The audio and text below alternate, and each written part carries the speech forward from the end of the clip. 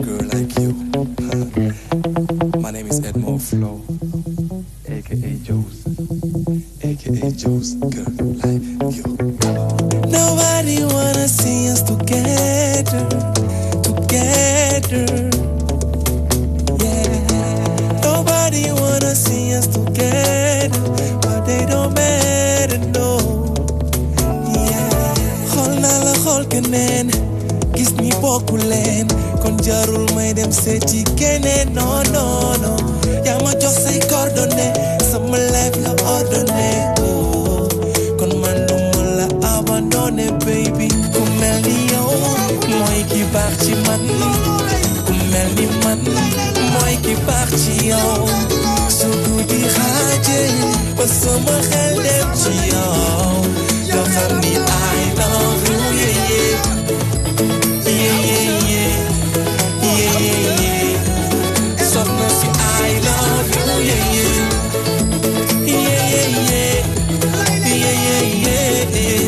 Soxna si I love you, yeah. My name is Edmo Flow, aka Joe's, girl like you. Dama blende ci ñeneen ñi, doon nga ko ci yow. Jamu dong la la bëggal di nga dund ba gis ko, 'cause I love you, yeah. Oh, suka debbo yodi an woni fitanda ko omoji sajali ene bumna berda. Oh, woni seilam, woni kidelam, woni jom sudam honoma Allah, no, no, no. Ku mel ni yow mooy ki baax ci man, ku mel ni man mooy ki baax ci yow. Su guddi xaajee ba sama xel dem ci yow, nga xam ni I love you, yeah.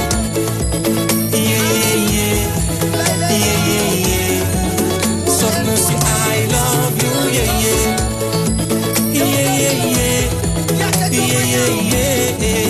Soxna si I love you, yeah. Loving you is what I do, girl. Daño poco tiempo, mucho nuro. Con harmony ernam, girl. Halam sandari kam holo konjieta. Holma ci ay bot boloy gis. Sorry love baby di number this, baby. Ku mel ni yow mooy ki baax ci man, ku mel ni man mooy ki baax ci yow. Su guddi xaajee ba sama xel dem ci yow, nga xam ni I love you, yeah.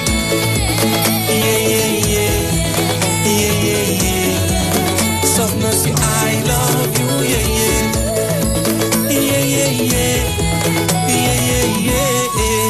Soxna si I love you, yeah. Très bien, Edmo Flow qu'on ne présente plus, mais j'ai envie de dire Akon bis, parce que encore une fois, quand on l'écoute, on pense directement à Akon. Mu nekk loo xamante ne ni duñu ko natable, parce que moom it du ñàkk c'est un fan de Akon. Te Akon di doomu réew mi dañ naan lépp sotti seek def si la. Mu nekk également un artiste hors pair, un polyglotte. Dama si yokk tamit beneen qualificatif, xaw ma nag day doon dañ koy tagg wala day nekk loo xamante ne ni moom il va interpréter tout à l'heure, mais dañu naan Edmo c'est un romantique, loolu moom il faut le reconnaître. Yow la tipo yaay waxal ma kee y a également yaa ma doy ak yeneen yoo xamante ne si ay son maa ngi koy fàttaliku ma ne Fama sama playlist Edmond mu ngi si donc du ma nekk tey di la yokk xalaat donc encore une fois dañuy rafetlu lu mu teew si plateau bi une personne un artiste qu'on ne présente plus parce qu'il a eu à travers sa première mixtape bu mu génne woon am ci distinction fële ca Washington DC donc encore une fois c'est une fierté pour le Sénégal am na également beneen deuxième mixtape bu ñu def ci làkkam du ma ci sax risqué di ko prononcer ndax bëgguma mu reetaan ma comme dégguma Swahili donc dinañ ci ñëw si kanam tuuti moom mooy suñu artiste du jour on va y revenir tout à l'heure di ci profito di sargal ñi nga xam ne yépp ñoo judd ci bés bi ndax am nañu kenn koo xam ne ci soppay waa kër gi la tudd Tako tey mooy anniversaire am duñu fàtte Fili Camara également mu jara ko mu déplacé wu ba DTV pour encore une fois féliciter équipe bi liggéey bu ñuy def di ci jaarale di sargal suñu papa di Landing Cissé ak it madame Mariama Cissé ñoom di ay waajur ci Pape Ousmane Cissé ñoom it également ñu ngi rafetlu le fait que ñu ñuy encouragé nekk fi ñoom it di rafetlu liggéey bi ñuy def ci plateau bi encore une fois comme ni ñu koy defee saa su ne Fama tey nee na daf maa sas Actubuzz donc Actubuzz maa ko yeyoo dinaa leen wax si kanam tuuti lan la tànn comme actualité phare sur la toile Adjara Ndiaye est avec nous pour Sen Métier et Sen Métier se penche aujourd'hui sur la pêche artisanale nee nañ ci Lebu yi de ku ci bokkul rek doo ko mën donc ñi ñeme ñooy dem géej ñi mën ñooy dem géej ñi mën fay ñooy dem kooku xam naa ni ñu mel ni Aram Touré duñ ci bokk donc dinañ fi dalal kii di As Sène ci kanam tuuti moom it mu ñëw waxtaane lii di Sen Métier Modou Mbacké Niang di sunu sëriñ tey nangul naa la ko sëñ Modou Mbacké Niang tey moo ñëw si actualité politique et sociale et il reçoit Modou Khouma sénégalais de l'extérieur nekk également président mouvement Beneen Baat bu bees dina ñëw sur la politique migratoire en Afrique et ce sera tout à l'heure Aladji Sall Bigué également mi ngi ak ñun si plateau bi moom it saa su nekk mu def liñ ko xamee avis du jour bi nga xamante ne mën naa ni mag yépp moom la ñuy toog seen kër di ko xaar ndax moo leen yitteel ci biir toi-même tu sais waaye it également le fait que mu ñuy recadrer ndax du ñàkk ñuy déraper yenn saay maa ngi fekk également Sidi Mboup di chanteur religieux ñu ràññee ko ci li nga xamante ne nag mooy tagg kii di Bamba kii di Khadimu Rasoul donc loolu encore une fois dañ koy rafetlu ndax liggéeyam du ma ne nit yi sax xamuñu ko waaye ku ne ñu ngi koy gis ndax saa su nekk gis nañu engagement am ci ki nga xamante ni moo di fondateur du mouridisme moom it am na lu muy waajal te ci kanam tuuti dinañ ci ñëw am na également beneen événement boo xamante ne si kanam tuuti dinañ ci dellu si et ce sera avec Aboubacrine Ndiaye membre du comité d'organisation bu Caverne des Arts Mystiques qui rend hommage à Al Maktoum donc ñaari kilifa tey yoo xamante ni dañ leen nar a sargal dinañ ci ñëw it ci kanam tuuti mais balaa ñoo sori wala balaa may dem si Edmond damay def tey beneen bu bees ndax damay njëkkee fële ci Cour suprême Pape Ousmane Cissé est sur place. Comme on a eu à le rappeler depuis tout ce matin bi ñuy jàll ci différentes éditions yi am yëpp ci antenne bi on a vu que l'affaire Khalifa Sall mi ngi fële ca table Cour suprême juge bi di ko saytu waxuñu nag ne juge bi dafay juger waat dossier bi waaye day xool ndax nañu ko juger jaar na ci yoon on va retrouver Pape Ousmane Cissé et revenir sur le plateau pour qu'il nous fasse le point où est-ce que le dossier en est pour le moment est-ce qu'il faudrait aujourd'hui qu'on s'attende à un délibéré rendu Pape Ousmane où on peut voir les choses se prolonger jusqu'à demain.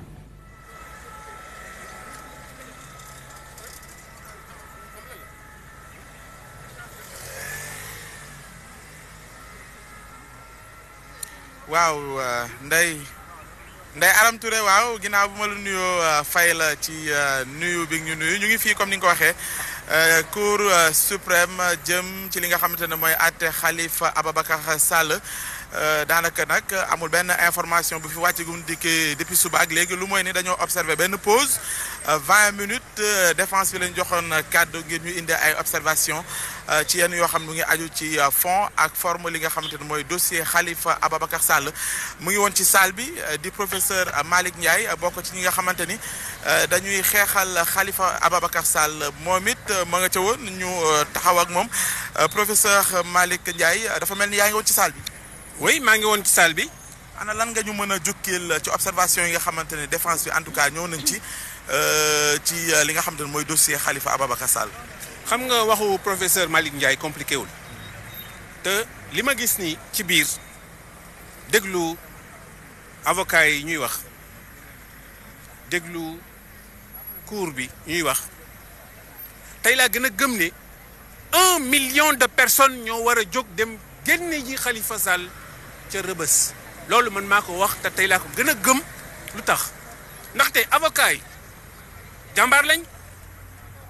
lañ lool waaye dañ leen nax dañ leen piégé ñuy ay article 32 ay article 20 article 14 cour bi kazalika ndaxte. mais professeur li nga wax mbaa ëppul mooy ni na génn jëli Khalifa fa mu nekk parce que yoonu maanaam dëkk bi ñu nekk ni dëkk droit la dëkk yoon la. droit amu fi li ma wax man mooy droit amu fi mooy te fu wóor laa ko teg Sénégal république maçonnique la xam nga république maçonnique mooy république boo xam ne droit bi àndul ak gëm yàlla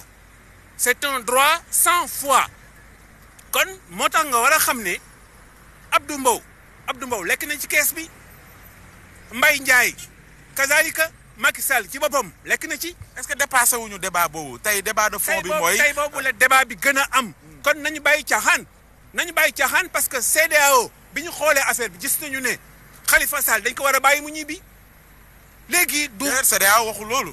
dafa ne ci forme bi niñ ko tegee loxo am na ci ay akam ak yelefam yoo xamante ni loolu la CEDEAO wax na ngeen bàyyi seen ay yëfu forme ak contenu yooyu nax seen bopp la. te loolu ngay jàngale yow ci daara ji. déedéet man jàngale wu ma loolu mu dama ne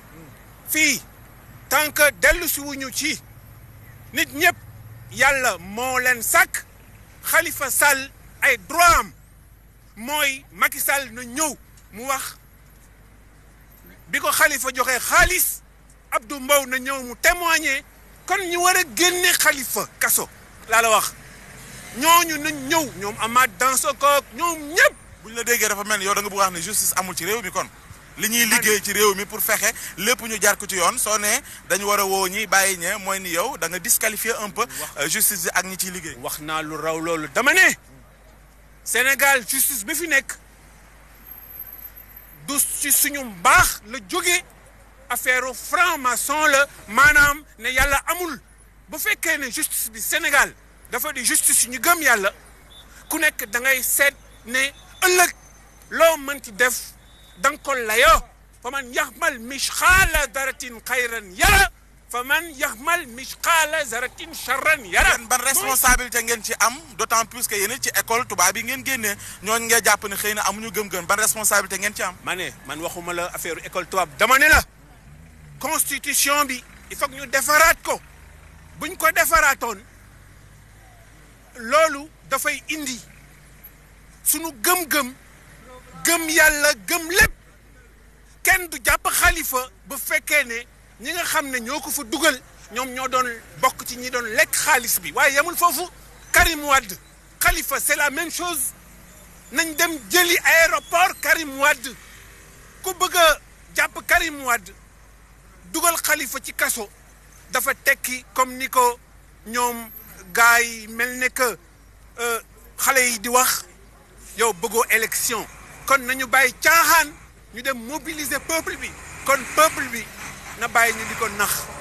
di ko wax ay justice ak ay article 22 ak ay 25 amu fi. kon yow lan nga jàppee tey taxawaay bi lan ngay xaar est-ce que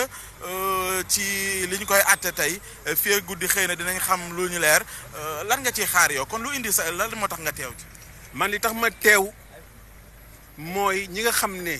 ay intellectuel lañ duñu ay diplômé Ismaïla Madior Fall moom diplômé la xam nga moom du intellectuel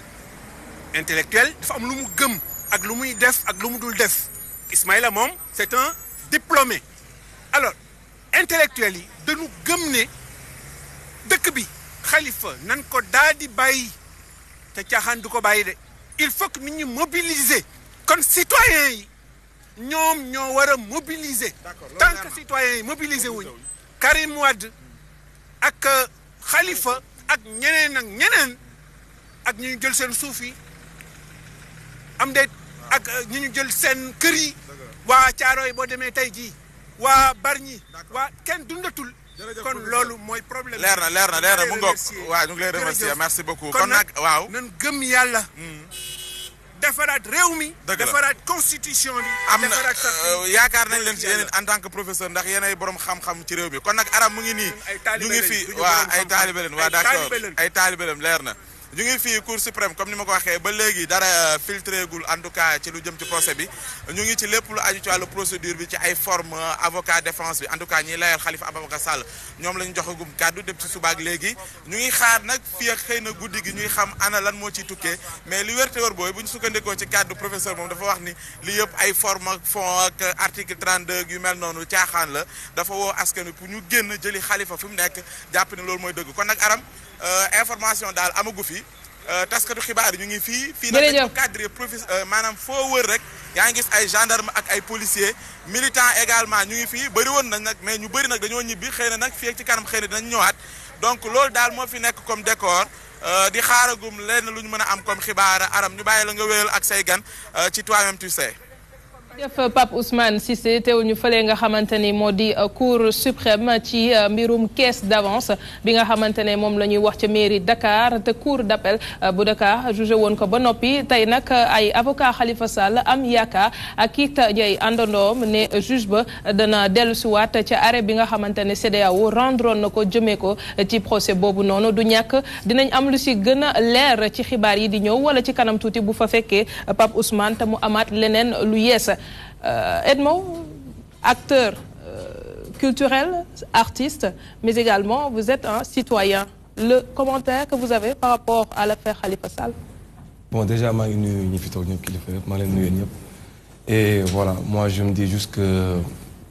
dañu nekk ci dëkk boo xamante ni dafa dëkk droit la et que yoon dafa war a def yoonam dafa war a def liggéeyam donc man personnellement je me dis que ku ci nekk boo defee dara da ngay bàyyi yoon mu def li mu war a def. man noonu laa ko jàppee. La justice faire son travail. Ouais, voilà après moi c'est comme ça que je vois les choses et ku ci nekk aussi am nga ci sa opinion nu la neex mën nga ko interpréter quoi. mais man personnellement loolu laay gis que ni nit ki dañu bàyyi yoon def li ko war daal. Très bien ñu ñëw léegi nag ci li nga xamante ne sànq moom la ñu ubbee émission bi li nga bëgg Akon moo waral nga. Génne son bi peut-être c'est encore une fois une façon de rendre hommage à une icône peut-être bien qu'il serait devant toi. Oui bon là c'est vrai que j'ai vraiment rendu hommage à Akon parce que tey bu ma woowee c'est grâce à lui c'est lui qui m'a vraiment inspiré qui a fait que je suis devenu Edmond. D'accord. Et avant j'étais danseur et quand je l'ai vu chanter automatiquement je me suis dit je veux être comme ce gars-là un Sénégalais qui représente le Sénégal partout dans le monde je veux être comme celui-là. Donc après des années yàgg na sax may def ay son te du ma ci jël ay son di ko ci dugal. mais cette fois-ci je me suis dit ça rimait bien en plus je me suis dit damay jël son def ko ci son bi nii quoi vraiment wane ni Akon c'est quelqu'un pour moi quoi. Et je disais tout à l'heure Edmond dama koy boole ci courant romantique yi yow moom xam naa bu ñu nekkoon terminal moom bu ñu joxee ci cours yi dinañ la ci boole. Non oui man loolu dafa bokk ci man je suis une personne entière je suis très sensible et je suis aussi romantique comme ni nga koy waxee ku ci nekk am nga nature quoi man noonu la mel et je l'assume totalement quoi. Et cela se reflète dans plusieurs de vos titres. loolu mooy wax ji. Et j'ai même la réputation de Edmond ay son mbëggeel rek lay woy c'est pas ça mais samay son mbëggeel ñooy gën a dox parce que dëkk bi son mbëggeel la ngeen a bëgg boo seetloo it yi gën a am doole ci àdduna bi laa la wax. ay son mbëggeel la. Donc loolu c'est pas que loolu rek lay def mais c'est loolu mooy li gën a fës ci li may def. Parce que à chaque fois que je fais autre chose ils écoutent mais pas comme à chaque fois que je fais benn son mbëggeel. Donc après c'est comme ça et y a pas que moi hein non mais am na yeneen son yoo xamante ne ni def nga ko ak yeneen artistes def ko en featuring ku mel ni ay Mao Sidibé. Je l'ai vu également ak Fata. Nit Dof je crois bien donc je veux dire par là que lu si bëri am na yeneen thématiques yooyu développé. Oui mais man dagguma la mais man son bi gën a siiw ci samay son sax de son love mooy bi nga xamante ne si moo gënoon tax ñu xam ma. What's my name ça parlait de moi ça parlait de mon nom ça parlait de mes origines. xam nga loolu mooy son bi gën a tax nit ñi xam ma après j'ai fait waxal ma kee c'est pas un son de love aussi mais après c'est comme je vous ai dit ah dañoo nekk ci dëkk boo xam ne mbëggeel dañ ko aj fenn daal wala moo gën a neex nit ñi wala moo gën a neex xale jigéen Edmond xale jigéen yi ngay waxal dañ ko wax c'est-à-dire bu ma nee sànq am naa lii sax ñu ne c'est vrai que parce que Edmond la moo tax ça n'a rien à voir man c'est vrai que xale jigéen ñooy gën a déglu sama musique Ouais. Et là aussi, c'est un avantage aussi. Hein?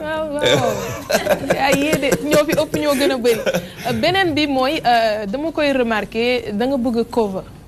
lan moo tax loolu pourquoi it moo du privilégié comme yeneen artistes yi indi loo xamante ne c'est propre à lui c'est son identité moo ko moom mais souvent ay cover la ñuy dégg pourquoi loolu. On a l'habitude de confondre cover et remix au Sénégal. ay cover non remix. tuuti parole nga siy changé. un cover mooy nga jëlaat son nit ki teg nga woyaat ko. Ouais. C'est ça un cover. Un remix déjà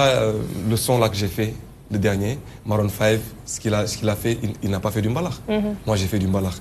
J'ai amené mes propres textes j'ai amené du Edmo dans ça et gars yi dañuy faral di jum ci loolu noonu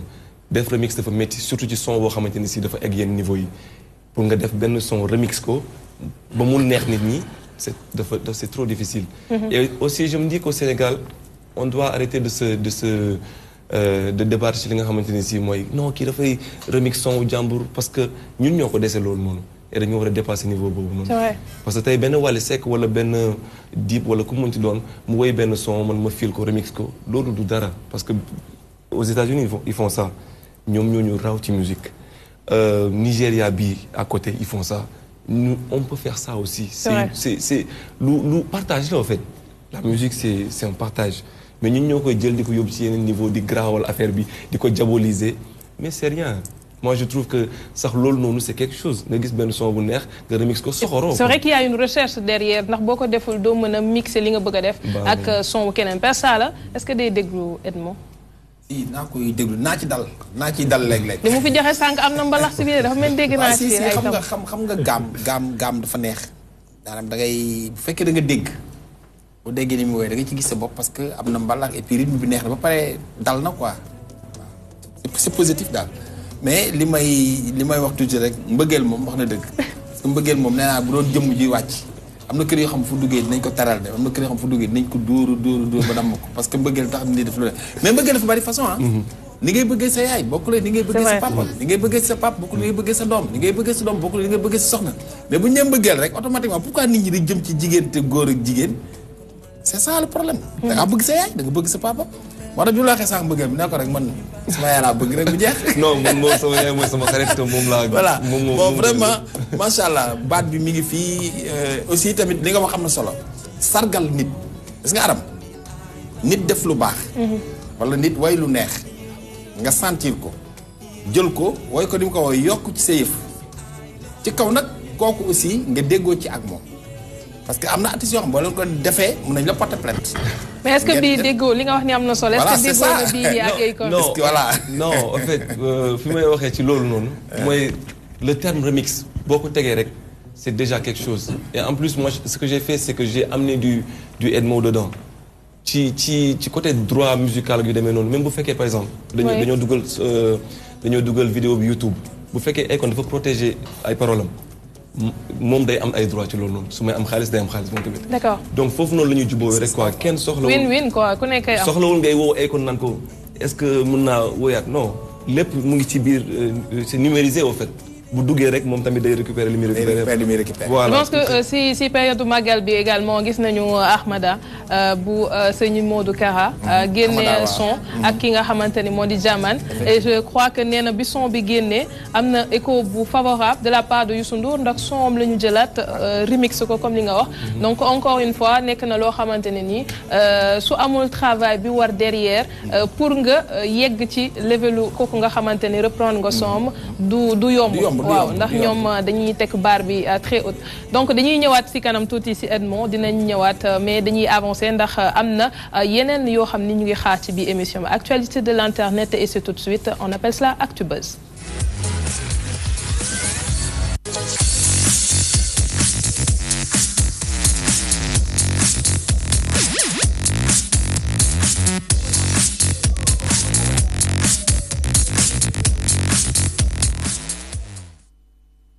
Et cette fois, on clique sur Dakar Matin. Nous retournons à la Cour suprême. Les pressions fusent de partout. Nous parlons bien entendu de l'affaire Khalifa Sall. Le dossier de l'ancien maire et leader politique sera examiné aujourd'hui ou en train d'être examiné, on va dire, par les juges de cette Cour. Il s'agit de la dernière étape d'une longue procédure. D'abord, devant le tribunal correctionnel hors classe de Dakar, le tribunal de la Cour d'appel, où sa condamnation à 5 ans de prison a été confirmée. Et on nous dit également que Khalifa Sall candidat la ci élection bi nga xamantene la ñu jëm waaye bu fekkee ci dossier Karim Wade on a la possibilité d'interpréter li nga xam ni moo di éligibilité mu wala déet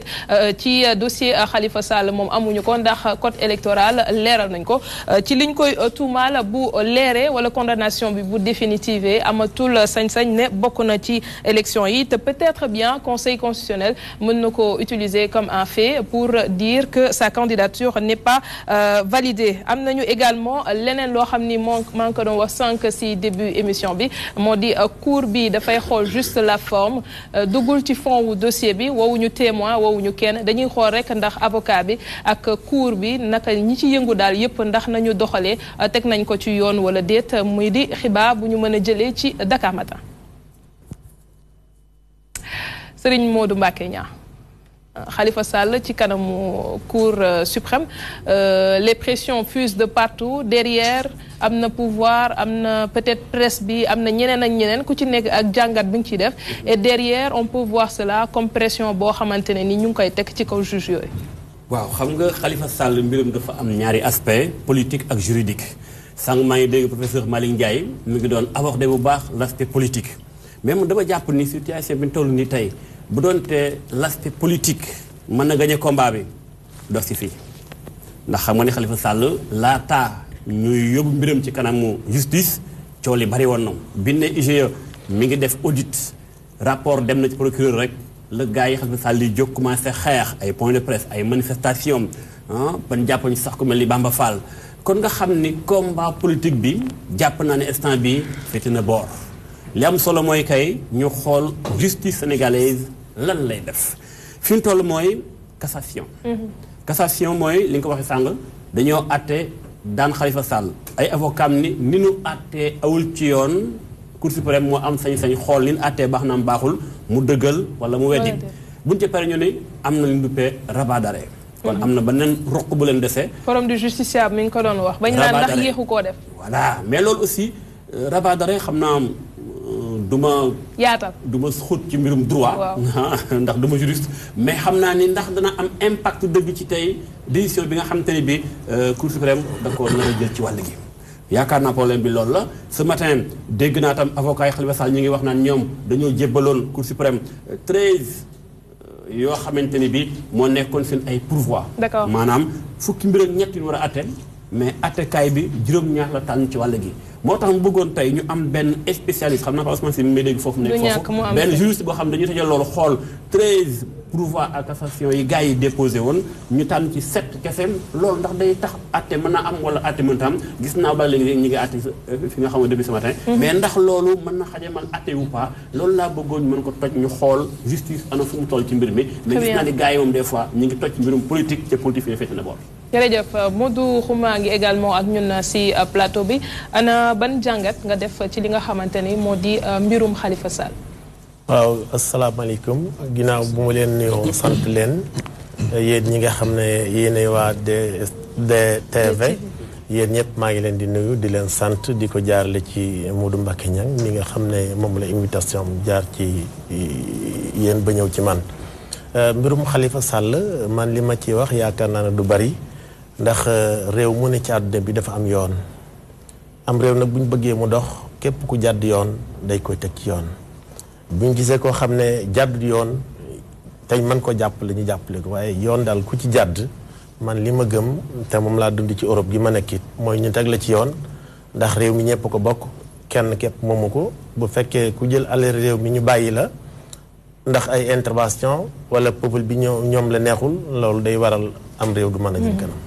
kon man yooyu kàddu laa ci bëggoon a sànni. jërëjëf Sidi. waaw asalaamaaleykum maa ngi siyaar ñëpp di wax nekk ne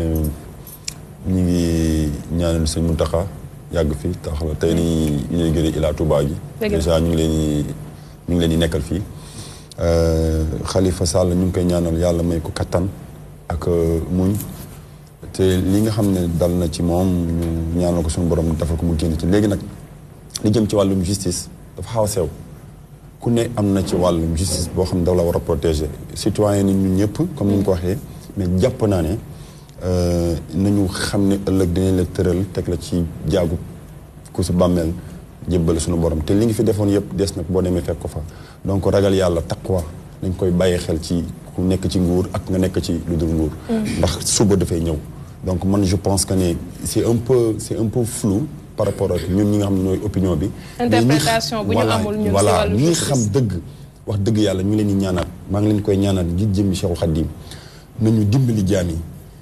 bu dee dëgg am na ci biir ñu feeñal ko bu dee dem dafa nekk affaire politique nan ko bàyyi te yàlla tax te ñu ànd ñu ñëpp liggéey Sénégal programme. Père Sall en quelques secondes dañu koy souligner parce que conseil constitutionnel dafa war a saytu li nga xamante ne moo di parrain yi ñuy candidat yi di déposer te yaakaar naa Khalifa ak Karim Wade ba ñuy dem di leen déposer seen partisans yi wala seen mandataire wane nañ ko te tegoon nañ ko en direct dossier bi ñu bàyyi ba le 20. mu jege loolu date bi nga xamante ne conseil constitutionnel waroon na saytu wala war na saytu lii di parrainage yi ndax tey gisuñu ne politique gën ci wala buñ ko defee it amul dara lu mu ciy changé ndax fi ñu jëm xëy na leer na ba noppi ni ko partisans yi di waxee ci noppu juge yi. moom kay aram moom politique moom wax dëgg yàlla mi ngi ci parce que sax ñun ñi nga xam ne ñun ay citoyen simple lañ xamuñuy droit politique bi sax lañ ñu gën a won ñun moom politique bi lañ xam parce que mbir mi xóot na ci wàllu yoon ba nga xam parce que yoon dafa xóot ñun xamuñu yoon lan la wax mais Sidi dafa wax dégg lu am solo lu waaye àtte fii yomal xiyaam di nga ko àttewaat kon kuy àtte na àtte te yàlla rek tax ki tooñ ñu ne ko yaa tooñ teg ko daan yi ñu ko war a teg bu fekkee mbir politique moo ci rax politique moom amoon na sax ñuy yóndeelu di jaay yore bitigu mbagg di jaay ay seen dañ naan la kii de seen politique la rek maanaam politique mooy lu teguwul fenn loo xam ne mbirum naxante la yàggul donc te yaakaar naa ni lu toll ni maire de Dakar ci histoire àdduna bi mën naa ko wax man yaakaar naa ni Sénégal la rek laa mos a dégg ñu ne tëj nañu maire capital la mu def nag ak yooyu du ma ci dugg xëy na njuum te mënta ñàkk la mu def tamit ba ñu def ko xëy na moo xam man naa dama koy ñaanal fee mu nekk yàlla na ko fa yàlla suñu borom génne jërëjëf wax dëgg yàlla daal metti na lool yàlla na ko fa yàlla suñu borom génne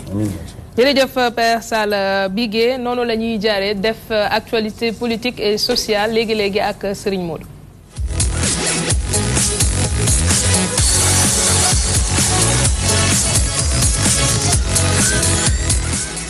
Serigne Modou di dalalaat beneen Modou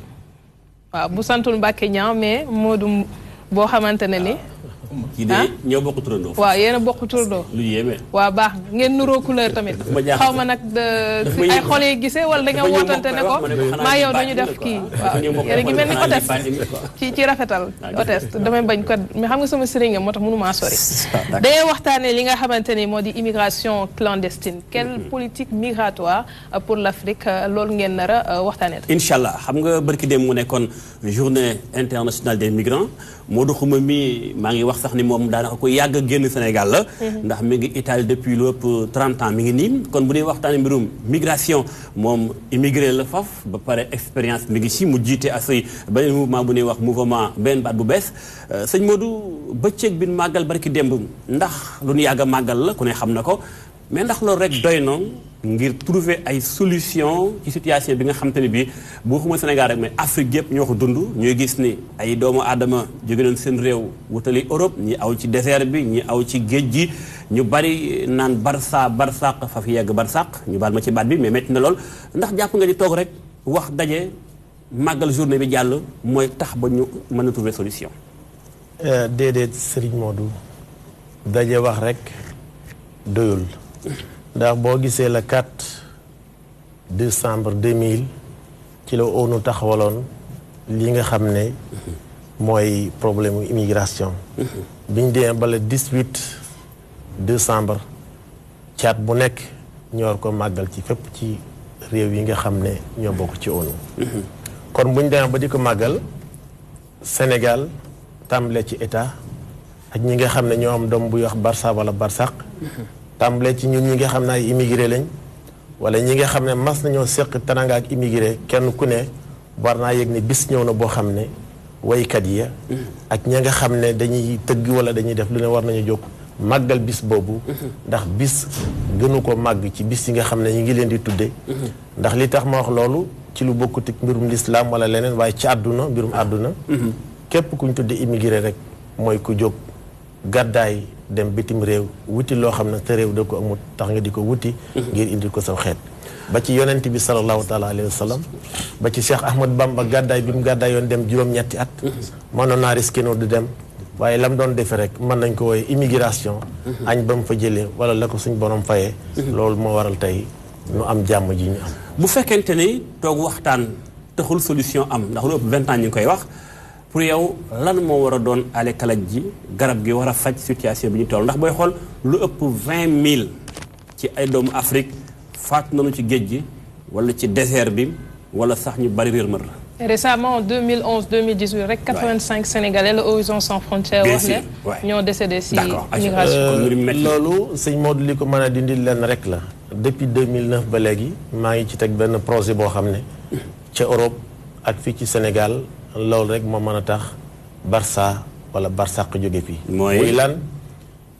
première génération bi nga xam ne génn nañ 30 ans ci ginnaaw wala 35 ans ci ginnaaw nekk ci àll bi ñu jàppale leen ñu walbatikuwaat isale ci biir réew mi nga xam ne mooy Sénégal. ndaw yi yéex Barça wala Barsaq dootuñu dem. pourquoi mënoo nekk ci am réew jóge fa 30 ans boo fa defee 200 ñëw am fi benn weer ñaari weer ñu wax la nga ne réew mi amul xaalis dafa tàng ñu gis la yow def nga loo xam ne ñi ngi fi bàyyi woon defuñu ko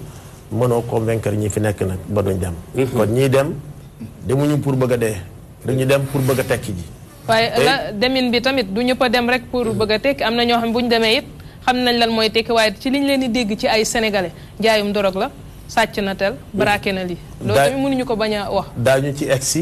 ndax loolu mooy li gën a am importance sax kiy jóge fii bi mu fi jóge di dem bëgg a tekki rek moo ko tax a dem. bëgg na dundal ndey wala bàyyi gis na ay morom yu dem ñëw tabax gis na ñu dem ñëw jënd oto gis na ñu dem ñëw am taranga bu bokkut ak bañ amoon bu ñu jógee fa dem nag li leen di engagé wala di leen di obligé ba tax ñu dugg ci secteur yooyu nga wax yaar rek la egsi nga yàkkamti sa àdduna comme ni ko 80% ci sénégalais yi di baaxoo di defee ba métier yi ñu jàng sax boo gisee lépp lu sénégalais defee finition bu baax du ko mën a am ndax lan yàkkamti àdduna am loolu it dafa am ci wàllu immigration egsi nga kilifa gi di 30 ans nga bëgg lim def lim réalité Sénégal nga bëgg koo def chef parents yi ñu ngi lay woo guddi ak bëccëg say xarit kañ ngay yóbbante kañ ngay commencé kañ ngay tàmbali nga gis ne bu dee njaay ma bu dee métier ma ab salaire dong nga mën a am par weer salaire bi bu weer bi jeexee li nga ci yónnee li ci des lu néew lay doon nga gis sa benn xaritu tubaab wala sa benn xarit koo xam ne moo xam américain la mais réew mu ngay immigré ñoom ña nga ci yooyu secteur di ci liggéey proposé la na la kaay ñu wan la lii nga jaar fii boo ci defee am lii 2 mois nga ci def 3 mois réaliser loo xam ne ki fi nekkoon 30 ans mënu koo réaliser loolu it moo ci dugal loolu doon ay jafe-jafe yoo xam daanaka ñu bari ci ay doomu Sénégal ñu ngi koy dund moo tax boo demee ci prison yi bari na lool ay sénégalais ak ñoo xam sax duñ ay sénégalais waaye dañuy yor papier kayitu sénégalais ñu jàpp leen ni ay sénégalais lañu mais loolu lépp bu fekkee ay ndaw ñi ngi dem depuis 30 ans presque 40 ans ay doomu Sénégal ñi ngi tukki ci tukki ñaare indil xam-xam wala alal bu fekkee Sénégal toll na fii lan moo ci responsabilité suñuy gouvernement jamono bi ngay tukkim xam naa boobu Abdou Diouf mooy nekk au pouvoir Wade jaar na fi ba jàll te président Sall lan mooy seen responsabilité ci Sénégal fi ñu toll ba seen ndaw mun ñu toog ci réew mi. li ci seen responsabilité bari na bariwul ndax ki nga xam ne dafa wut visa wala mu dugg ci bato bi di dem bi muy dem tàgguwul état. ndeyam ak baayam sax léeg-léeg du leen tàggu day xool nag rek fee xaalis a nga fa naa fa dem jëli indi bu ko yàlla dimbalee Barça wala Barsaq la déparé am na ñoo xam ne àgg nañ Barça te demuñu Barsaq am na ñoo xam ne àgg nañ Barsaq te demuñu Barça am na ñoo xam ne demuñu Barsaq demuñu Barça dellusiwaat nañ ci réew mi état amul droit ne leen duutu leen génn réew mi ndax ku ne am nga sa liberté état amu ci droit. peut-être ak ay conditions xëy na. waaw dinaa ci egsi état amul droit it dem ci réew mañ nekk ne leen defu leen fi dara daa leen di delloo wax sama réew. mais li man mooy proposer ay financement yoo xam ne day wax ne bépp sénégalais de l'extérieur ku nekk bitim réew toog fa 12 mois wala 2 ans yoo xam ne amoo dara loo def mooy wane ne amoo dara loo mën a def ci moom réew defal projet nga ñëw ñu financé la si wër la nga liggéey ci biir réew mi bañ a génnati loolu état am na droit def ko état am na droit def leneen muy wax ne képp koo xam ne yaa ngi génnati ci conditions yi boo ci génnut bu ñu la jàppee dañu la dugal ci kaso bi muy lan kii génn amul visa xamul ku ñu fekki xamul lu mu fa war a def bu ñu ko jàppee rek nañ ko jël arrêté ko ndax loolu loi la bu ñu war a teg boo xam ne dana waral nit ki du dem naan damay risqué def barça wala barsàq ginnaaw loi am na moom léegi boo wiyeloo loi yi comme la ma doon wax sànq rek dañ laa war a teg ci yoon waaye nag ginnaaw yooyu loi amut kum neex nga ne barça wala barsàq te état amul droit tey la ndax amul benn loi bu permettre loi état muy def loolu Adjara Serigne Modou ndaw yu bëri ñuy dem ñoo xamante ne ñu ngi dem bitim réew léegi ñàkk yaakaar wala tekkee fii ci réew mi moo tax ñuy dem ngir mën a dimbali seen waajur état mënul def lépp sànq wax nga ko est-ce que yéen ñi nga xam ne am ngeen moyens yi wala ñenn ñi nga xam ne ay sénégalais lañ nekk fi am moyens yi teg nañ loo xamante ni ndaw ñi mën nañu sukkandiku ci loolu ba mën a bañ a tayle seen bakken ci géej gi. waaw mun na nekk bu baax a baax a baax ndax état mënul lépp waaye am na lu man li ci des ñun ñoo ko man comme li nga wax ne ñi tukki dem ba dellu siwaat ñun ñoo ngi suur benn projet boo xam ne pour le retour de Sénégalais de l'extérieur pour 2000 personnes 500 personnes yi ci agriculture lañ leen di jëmee yeneen 500 personnes yi ci de élevage lañ leen di jëmee yeneen 500 yi tourisme ak artisanat yeneen yi ci jël ci wàllu pêche loolu li ci état man mooy jàpp leenu ci bu dee ay kayit yi mu yomb leen ko autorisation mu yomb leen bu fekkee benn financement boo xam dañ ko war a am muy am 20% ñoom comme état war nañu mën a yëkkati fonds boobu ñoom def nañ 20% 80% yi nag ñun ñi nga xam ne ay immigré lañ yàgg Europe war a mën a lijjanti ci suñuy moyens bopp ci Union européenne ba am ay financement yoo xam ne fonds perdu la loolu ñun ñii la war noo ko war a def Sénégal yu bari dañuy wax lenn Abdou Diouf foofu nekk man duma PS duma wax ak moom njuumte lu mag la ndax Abdou Diouf bi mu fi nekk président nekk lu fi PS Sénégalais yëpp la yilif Sénégalais yëpp war a dem fi fëgg buntam Abdoulaye Wade bi mu fi nekkee comme président da ngay gis koo xam ne day am projet mu ne en tant que PDS la man doon fa dem njuumte la président Macky Sall bi mu fi nekk APR duutu APR présidence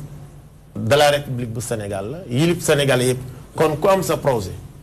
wala nga xalaat boo xam ne jàpp nga ne war naa jëmi kanam réew mi ak n'importe quel xalaat bu mën a doon war nga mën a dem ci moom nga posé ko da nga ko koy imposer sax mu tontu la ca lam la ca tontu dana doon loo xam ne dana la jëriñ wala mu jëriñ mbooloo mi wala mu jëriñ ko moom mi nga xam ne moo yor réew mi mais sëñ Modou ndax dund nga ci projet bi nga am nii bu fekkee ma gëstu yàgg na trop may dégg ngay wax sa projet bi nga am ñu ci wàllum fexe ba ndaw ñi am mu xëy nga am sax ñoo ci collaborateur ñoo xam te ne bii duñ ay sénégalais waaye pare nañu pour financer mais est-ce que amul ay lenteur côté administration bi ndax gaaw bi war a am ndax projet boo xam depuis daanaka ay at yaa ngi koy dox sottiwul ndax nekkuñ ba tey état dafa am responsabilité ci li xew tamit lenteur yi ba tax ndaw ñu amuñu fu mu xëyee. waaw Cheikh Modou Mbacké loolu am na ndax xam nga kër gi nga nekk doonu li xew rek borom kër gi yëg na ko.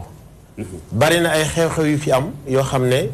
yéen ñi ne ci kër gi yéen a koy njëkk yëg borom kër gi des fois ba la ko yëg fekk na c'est trop tard bari na président yu fi jaar boo déggee ñu créer li ñuy wax beneen baat bees dañuy wax ne noonu Sénégal amul problème mu président de la République problème bi mu am mooy problème mu entourage. kon ñu ne entourage bi fan la nekk ñu ne nañ dem assemblée ndax mboolem li ñuy discuter fii muy ñi ñu tëj. muy ñi ñu wàcc muy ñi nekk alal ñu bàyyi leen kenn du leen topp nga gis koo xam ne lekkut alal ñu tëj ko tudde ko kumba am ndey kumba mul ndey loolu lépp ay loi la yoo xam ne jaareel nañ ko assemblée ba 165 députés yëpp nekk wàtte ko boo waxee président na yaa tëj nit bu ko neex mën a tëjuma sama yoon newu ci defu mooy loi assemblée wàtte loi yi kon loolu bu ñu ci jógee jaar ci immigré yi nga xam ne dem nañ pour ñu war leen mën a indi jàppale waat leen ci fonds yi nga xam ne ay fonds la extra état war laa mën a yëkkati nag dara loo xam ne lu wér la taxawu nit ñi ba ëllëg ak si biir duñ dee ci àll bi ndax sénégalais yi génn des ci àll bi xamuñu fuñ jëm xamuñu lu ñuy def te mënatuñoo dellu si ci réew mi du jeex am ñuy ñëw indi ay projet projet yi bu ñu ko indee lan la ñuy def téye ko ci toile yi ba mu xëy ñu jël ko sànni feneen wala ñu jël ko ñoom utiliser waat ko ci seen turi bopp te du doon loo xam ne sax dañ naan lii kat immigré yi ñoo ko xalaat indi ko ci réew mi pour waa réew mi mën a jëriñu. sëñ Modou ñu ngi beneen immigré sawet mu di Sidi Mbuub waxul waaye xam nga ndeysaan suñu mbokk murit yi Père Sala kabaal ma di ngeen ñeme voyage dinaa ñëw tamit kanam si Edmo parce que également xëy na moom it am na loo xamante ne dund na ko comme expérience ak yeneen par rapport ak sénégalais yi nu ñu nekkee ci biti te bu ñu jógee rek fii lu ñuy gis mooy nañu rafetal sama doom a ngi ci biti mu ngi yónnee mais est-ce que condition yi nga xamante tamit moom la laaj voyage bi dinañ ko jël au préalable loolu bëgg naa nga dellu si. waaw man dama koy gërëm ci jot nañ wax sànq ci coulisses yi dafa am lu bëri loo xam ne ñii dañ ko dul bàyyi xel gis nga sénégalais la yàlla may ñun fu ñu dem ci réew ci bitim réew dañuy gën a jox ité que yeneen étranger yi. loolu nag yàlla ndax da ngay gis ay ni ma la baale wax ni naan ñag yi boo demee dañuy yore papier sénégalais la ñuy yor. booy ñu ne man je suis ñoom sax naar yi wala fu ne nee na tu es sénégalien nga ne waaw ñu ne alhamdulilah loolu mooy lan loolu mooy doon a nekk sénégalais li gën a nekkal keneen loolu atu la bu njëkk mais li topp mooy ñun si ñi ñu jiite mooy nous sommes pas assez protégés ci bitim réew maanaam dañuy néewal doole ñu accepter ko parce que on est mal protégé li may wax kii xam na ci dara on est très mal protégé Russie da ngay gis ñoo xam ne ay étudiants nañ dañ leen rey ci glace bi kenn du intervenir ñu jël indi rapatrié wala ñu Brésil Argentine merci mais lu tax est-ce que du tamit sénégalais bi bu yegsee si réew ma du signalé wu am na ay consulat am nañu ay lii donc day baax tamit yow nga wane ni dugg nga si dëkk bi kilifa nga fa nekk xam ne yaa ngi fi xam nga américain bi bu wàcc ñu mënee wàcce ci réew nga ne kii doomu américain la nga respecté ko am du moom li mu doon moo tax nga respecté ko kon est-ce que ci citoyen bi la wala ci nguuram donc gis nga li ma lay wax day dellu si nous sommes mal protégés c'est-à-dire que le sénégalais bu wàccee ci réew dañ ko war a jox benn orma parce que ñi ko gouverner fi mu bokk ñooñu dañ leen a bàyyee xel te loolu bu amul ci suñu gouvernants yi on est mal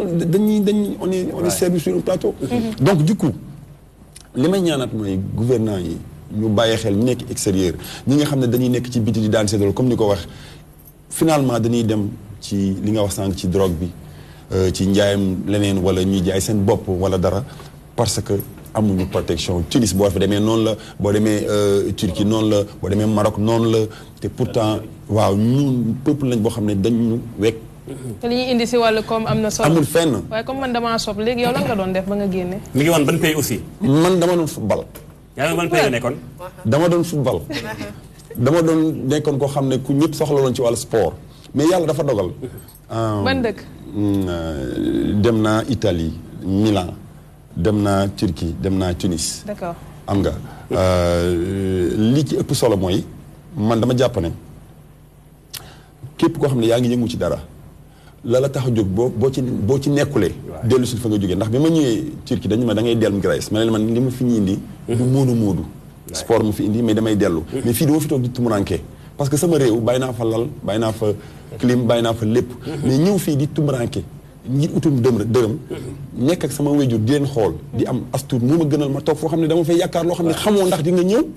wala du ñëw c'est vrai aussi waay xaw ma naa leen parce que ñàkk imaan gi mooy indi loolu maanaam ñàkk wóolu yàlla non gëm am na mais wóolu gi moo des gëm ak wóolu waay est-ce que yaa ngi dégg comprendre naa la bu baax donc man bëgguma woon dugg ci mais gars yi dañu gëm yàlla mais des nañu ko wóolu xamuñu ne fii man dem naa di tàggu sama benn sëriñ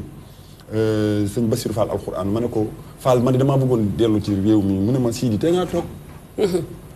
mu ne ma moo ne lépp ngi fi de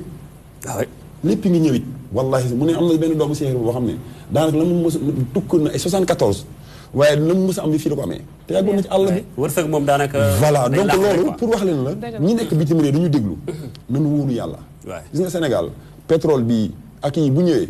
ñu soog a commencé wul seen bopp. tey balaa ñu ko jëriñu Edmond en quelques mots moom it day voyager nekk artiste di faral di représenter Sénégal à l'étranger waaw. immigré 2.0 même su fekkee xëy na déplacement am rek mooy tax mu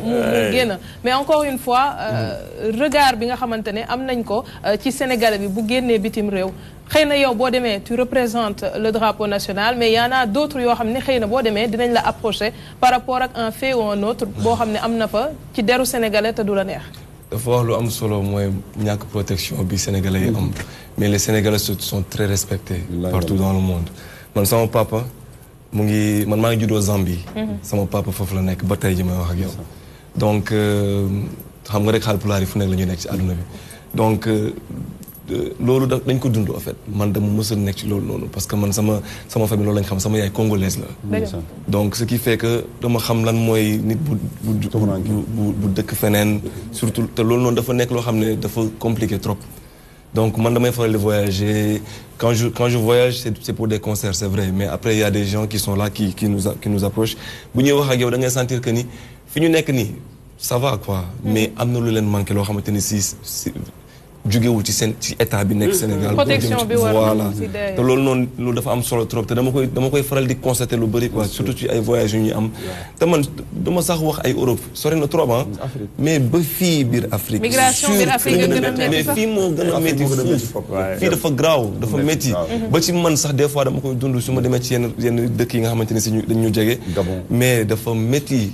xam nga pour nga am ci vraiment li nga bëgg dafay métti trop sëñ Modou Père Sala balaa muy ñëwaat si moom. waaw xam nga tukki rek dafa metti déggoo ñu ni jom mooy tukki waaye. Père Sala yow tukki nga fi gis naa fi ay vidéo yoo xam ne dugal nga ko def sa costume xaw ma calèche nga yéeg xaw ma lan la man. xam nga mun naa ne 1988 laa njëkk tukki. après ñëw demaat 93 ma demaat 97 nga demaat bon baax na nag parce que boo tukkee soit di nga am xam-xam wala nga am xaalis comme ni ko Modou waxee mais xam-xam bi sax. mooy gën a am solo parce que boo amee am xam-xam ba mën a liggéey xaalis bu xaalis bi ñëwee di nga am xam-xam boo ko téyee mais nag man ñaar laay métti lu ci tukki kat ndaw liy tukki maanaam àdduna ñaar ko yàq ndaw li yàkkamte ak mag mu sàggan ndaw li yàkkamte li yow amoo métier amoo jàng amoo lenn loo xam ne boo demee bitim réew duñ ko mën a def bu ñu ne loo man nga ne lu ma am baax na loolu dina tardeel ndaw ci bitim réew te dina tax tamit gëdd ban ko war a jox duñ ko jox bi ci des tamit koo mënti doon boo wàccee ci réew war nga xool fan la sa consulat nekk nga dem ci moom nga leen man ka sénégalais la ñëw naa ci réew mi man en 88 bi ma njëkkee dem Côte d'Ivoire dama dem laajte consulat bi ñu bindal ma ba ñu wutal ma kii certificat carte consulaire ma yore ko biir Côte d'Ivoire bi ma fa nekkee ba 93 ñu def séjour carte consulaire boobu moom laa yóbbu ñu defal ma sama séjour ba nekk en 97 mais teewul dama doon dem di ñëw. D'accord. bi ma demee tamit fi nga xam ne moom mooy Europe tamit la même chose fu mel ni Italie fu nekk fu mel ni France fu ma dem rek man toujours damay wane ni man ñëw naa ci réew mi damay xool fan la samay mbokk féete. parce que xar bu daggee du dem ca mbaam yi du dem ca fas ca xar yi la jëm. nit bu daggee na dem ca nit ña. te dama ni nga ne boo demee bitim réew boo demee nga ne bilaay dina mel ni yéen a bokk ndey ak baay mais dafa am ñoo xam ne dañu sàggan. dañuy dem ci réew yóbbaale wuñu métier yóbbaale wuñu xam-xam yóbbaale wuñu xaalis yóbbaale wuñu dara amaana sa fekk wuñu kenn dañoo nuuru rek dem kuy def nag loo dajal jël loo ci jur jëlal. c'est vrai sëñ Modou. c'est ça waaw dégg nga laal point boobu solo am sëñ Modou foofu dama ci ñëw mais damay nettali benn anecdote boo xam dafa ma sono dal mooy Centrafrique diggante anti-balakaay ak rebelle salekaay bi coow li tàkkeem dama woo consul général bi nekk foofu consul sax honoraire mu koy nuyuwaale bu baax du ñàkk mu ñuy bàyyi xel mais mu ni lim fi xam ci Sénégalais en tant que consul mu ngi toll ci ay 600 Sénégalais ñu indi ñaari avion lu mat 1000 Sénégalais génn ci ñoom seen i këyit yi xamoon mooy kon 600 kon loolu day wane ni kon Sénégalais aussi immigré bi am na rôle lu mu war a jouer ngir yombalal boppam nekkinam bu jiyee naree am mais sànq gis naa nga yëkkati beneen baat bu bees bu demee ba immigré bi gis ni dañ ko protégé wut joxuñu ko gëddaam mbaar moo tax léegi ngeen commencé organiser wu gis naa léegi député de la diaspora yow mii nekk nga ci liste yi tey ma gis ni yéen a ngi politique mbaadu da ngeen dem ba gis ni nguuru politique faalewu leen tax ngeen tàmbalee politique xëy na. waaw sëñ Modou wala dafa wax ne tukki boo ci amewul xame ca. surtout tukki bu yàgg nag. yàlla dogal na amee nañ ci ñenn ñi amee nañ ci xame ci. ñenn ñi xamewuñ ci waaye amee nañ ci. ñi ci xamewul amee ci mooy ñi nga xam ne dañu dem rek dajale alal ci nu mu gën a gaawee indi ko amuñu expérience ñëwaat ci réew mi yàq ko mu jeex ñu delluwaat wala ñu toog di tumuraanke ñi nga xam ne dañ ci amee xame ci mooy ñi nga xam ne dañuy dem am la ñu am ñu indi teg ko ci réew mi def seen investissement ànd ak doomi réew mi ñu bokk di liggéey seen teranga sax fi dàkk ñi nga xam ne dañ ci xame te amewuñ ci mooy ñi nga xam ne dem nañ ba delsi am expérience dara mënu leen a tax a tukkeeti ndax xam nañ la ci tukki xam nañ ne tukki neexut daggit la ci mbugal dootuñu dellu bu ñu amee duñ dellu bu ñàkkee dootuñu dellu loolu moo waral ñun ñi nga xam ne yàgg nañ fa te gis nañ ne du yàgg ba état bu mu mën a doon muy bu njëkk bi mujj ne immigré kaay ma jàppale leen jaar leen ci yoon wi ngeen topp ñun ñoo war a def suñu programme yi bopp ñëw duñ ko proposer état dañ ko war a imposer état suñu mbokk yi ñu ba imposer dinañ commencé si loolu am statistiques yi ba pare parce que lu mu wax tamit am na solo xam ñaata doomu sénégalais nekk ci biti waaw maa ngi si ñëw su boobaa état danañu war a mën a jàppale ndax yaakaar naa buur yi wax kenn kaay jaar fii ba egsi ci man doon buur jafe na ndax yàlla sax moo njëkk a tëkku képp ku ko roy ci nguuram kon man bu ma la dee roy yow ci sa nguur bëgg a jël place bi nga am bu ma yeexee nga tellement arrêté ñu jëm ci wàllu li nga xam ne moom mooy jikkoy sénégalais yi 80% ci sénégalais yi suñu àggee Europe wala Afrique wala ci diaspora bi fu mu mën a nekk la ñuy manque de respect mooy dem seeti fan la sénégalais nekk association nga fa nga bind fa daayira nga fa nga bind fa yooyu yëpp amul gëmoo ci dara seetil consulat ba fa mu nekk seetil ambassade ba fa mu nekk nga dem bindu ji am carte consulaire comme ni mu ko doon waxee carte consulaire ci ñi génnut mooy carte d'identité italien sénégalais boo nekkee fii ci biir réew mi xam nga booy dox bu jàgg dañu ne la ana sa carte d'identité sénégalais làkk la ngay wax ay wolof foo dëkk nga ne Touba wala Mbàkke xam nañ ne sénégalais mais police sénégalais boo ko wun carte d'identité lu mu lay mën a identifier nga jóge fii nag dem ba bitim réew nangu am carte consulaire ku lay xam ci ambassadeur du la xam te carte consulaire boobu dafa am benn côté boo xam moo gën ci suuf boo amee carte consulaire nekk ci réew bay ñibbi définitivement indi carte consulaire ci ambassade bi wala consulat bi am na fóoru booy ab boo xam ne say bagage yépp mën nga ko yóbbu doo ci fay douane doo ci fay dara. mais léegi loolu est-ce que amul leen ci rôle en tant que ay association ay mouvement di sensibiliser sénégalais bi en tant que mel ni yow mbaa ñu mel ni yow def fa 30 ans mbaalu ko ëpp expérience bi nga xam am nañ ko rôle bi aussi ndax yéen ko joué ba mat fexe ba wax ataan ak sénégalais bi mu xam li ko war dëgg ci réew mi bu ñëwee. noo ngi ciy dox noo ngi ciy wax waaye comme ni ngeen ko gisee Sénégal gii rek. bu Sénégalais yi génne seen jikko la ji yóbbaale. yow mi jiite benn association wala benn communauté sénégalaise man maa ngi jiite communauté sénégalaise boo xam ne ci benn province bu ñuy wax Olbia Tempio. ci ay at. des fois da ngay woote réunion boo xam ne ñoom rek la concerné njëriñ lépp ci ñoom li ñam mais dañuy préférer jël seen saat ñu dem liggéey yi bu ñëwee ñu ne sawaay lu ñu wax ca réunion ba kooku kon mënta jëriñ boppam. bay jëriñ keneen. loolu mooy jikko bi nga xam ne. fu Sénégalais jëm rek yóbbaale na ko. métti na ngir avancer un peu temps baa ngi commencé di jëm ci jeex mais am na loolu laaj naa ko sànq mooy par rapport ak beneen baat bu bees. ci samay gëstu gis naa ne gise nga ak président Macky Sall. moom kay la def ci brochure bu mu yor. kon léegi dama xamul ba xam. président Sall ngay jàppale wala Mariam Faye ngay jàppale waa fii président Sall la alors léegi kon benn baat bu bees dafa dem ci coalition Benno Bokk Yaakaar. beneen baat bu bees beneen gisin bu bees beneen doxalin bu bees ci assemblée nationale bu Sénégal.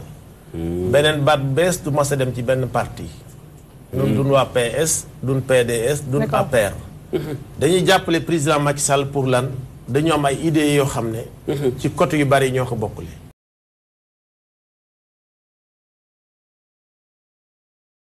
muñkat noonu lañ ko def keef gi ñoo ngi ko teg koo xam ne ku gàttañlu la Sall Dia nit la koo xam ne xuma mii ndax poète la non waaw man damay bind day bind moo tax yow léegi ko bàyyi ko fi muy poète la non loolu dama bëgg bàyyi mu daaneel loolu li ma ci jublu ci wax la bu ko dee pare mu laaj ma xam nga nit bala mën a yor dara mu yàgg wala mu jëriñ nit ñi day dëggu kon président Macky Sall ñun ci dëggoom nañ ko jàppale lu mu nu defal nu gis déedéet te bu bis buy def it dañuy bëgg mu defal nit ñi waaye noonu du nu defal moo tax bi mu gisee projet yi li mu njëkk a wax mooy ngeen wate ngeen ñàkk a wate projet yi nga xam ne moom ngeen taxawal ci ay at ñun danañ ci taxaw def ci lépp lu man ba mu sotti ndax defalu leen ma ko yow mii ko indi defaloo ko sa bopp. Sénégalais nga ko def donte mi ngi fi 7 ans au pouvoir say projet depuis 2009 la woon ba tey muy soog a yëg ni voilà lu xew diggante boobu. 7 ans loolu moo wax la li xew ci diggante boobu. ci lu jëm ci wàllu social ak développement. ci la ñuy yëngu. projet bi depuis Abdoulaye Wade la woon. soog nañ ko topp mu jàgg booba état jeex état continuité la war a doon. 2014 ñëw nañ fi àgguñu ci moom.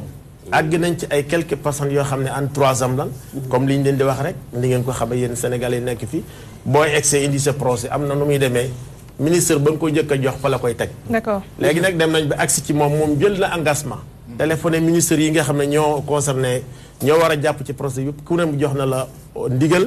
na la nañ jàpp ci projet bi ba mu aboutir. Sénégalais de la diaspora ñoom lu ñu leen jàppale. dinaa ñëwaat léegi si kanam ma bàyyi la sama ñaari nurowaale yi ñu waxtaanaat ci deuxième partie bi dañuy jàll ci benn événement boo xamante ne maa ngi ko doon wax sànq si début émission bi mu di deuxième édition bi nga xamante ne ni moo di guddi Xaadimu Rasul ak kii di Sidi Mboup.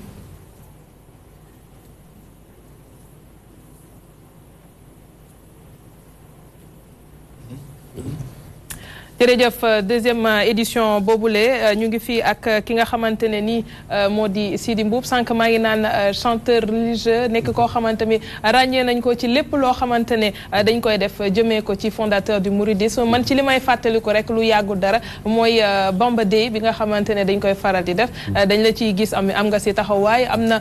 événement tamit bu ñu doon organiser mu di ay forum ak yu ni mel chaque fois dañ la ciy gis bi la yoon nga ne guddi Xaadimu Rasul kañ la ak lan ngeen nara def ci guddi googu lan mooy programme. waaw jërëjëf Naram xam nga li indi guddi Xaadimu Rasul gi mooy xam nga Sëñ Tuubaa dafa ne anna Abdullahi wa Xaadimu Rasulihi man may jaamu yàlla bi nga xam ne may liggéeykatu yonent bi sallallahu alayhi wa sallam te tur yi da ko doon ci tur yi ko gënal ndax boo xoolee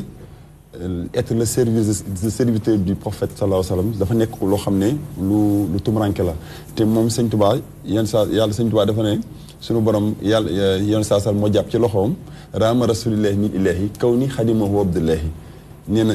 yenn saa sal moo jàpp sama loxo bu fa yàlla ne suñu borom kii laa tànn mu doon sama liggéeykat sama serviteur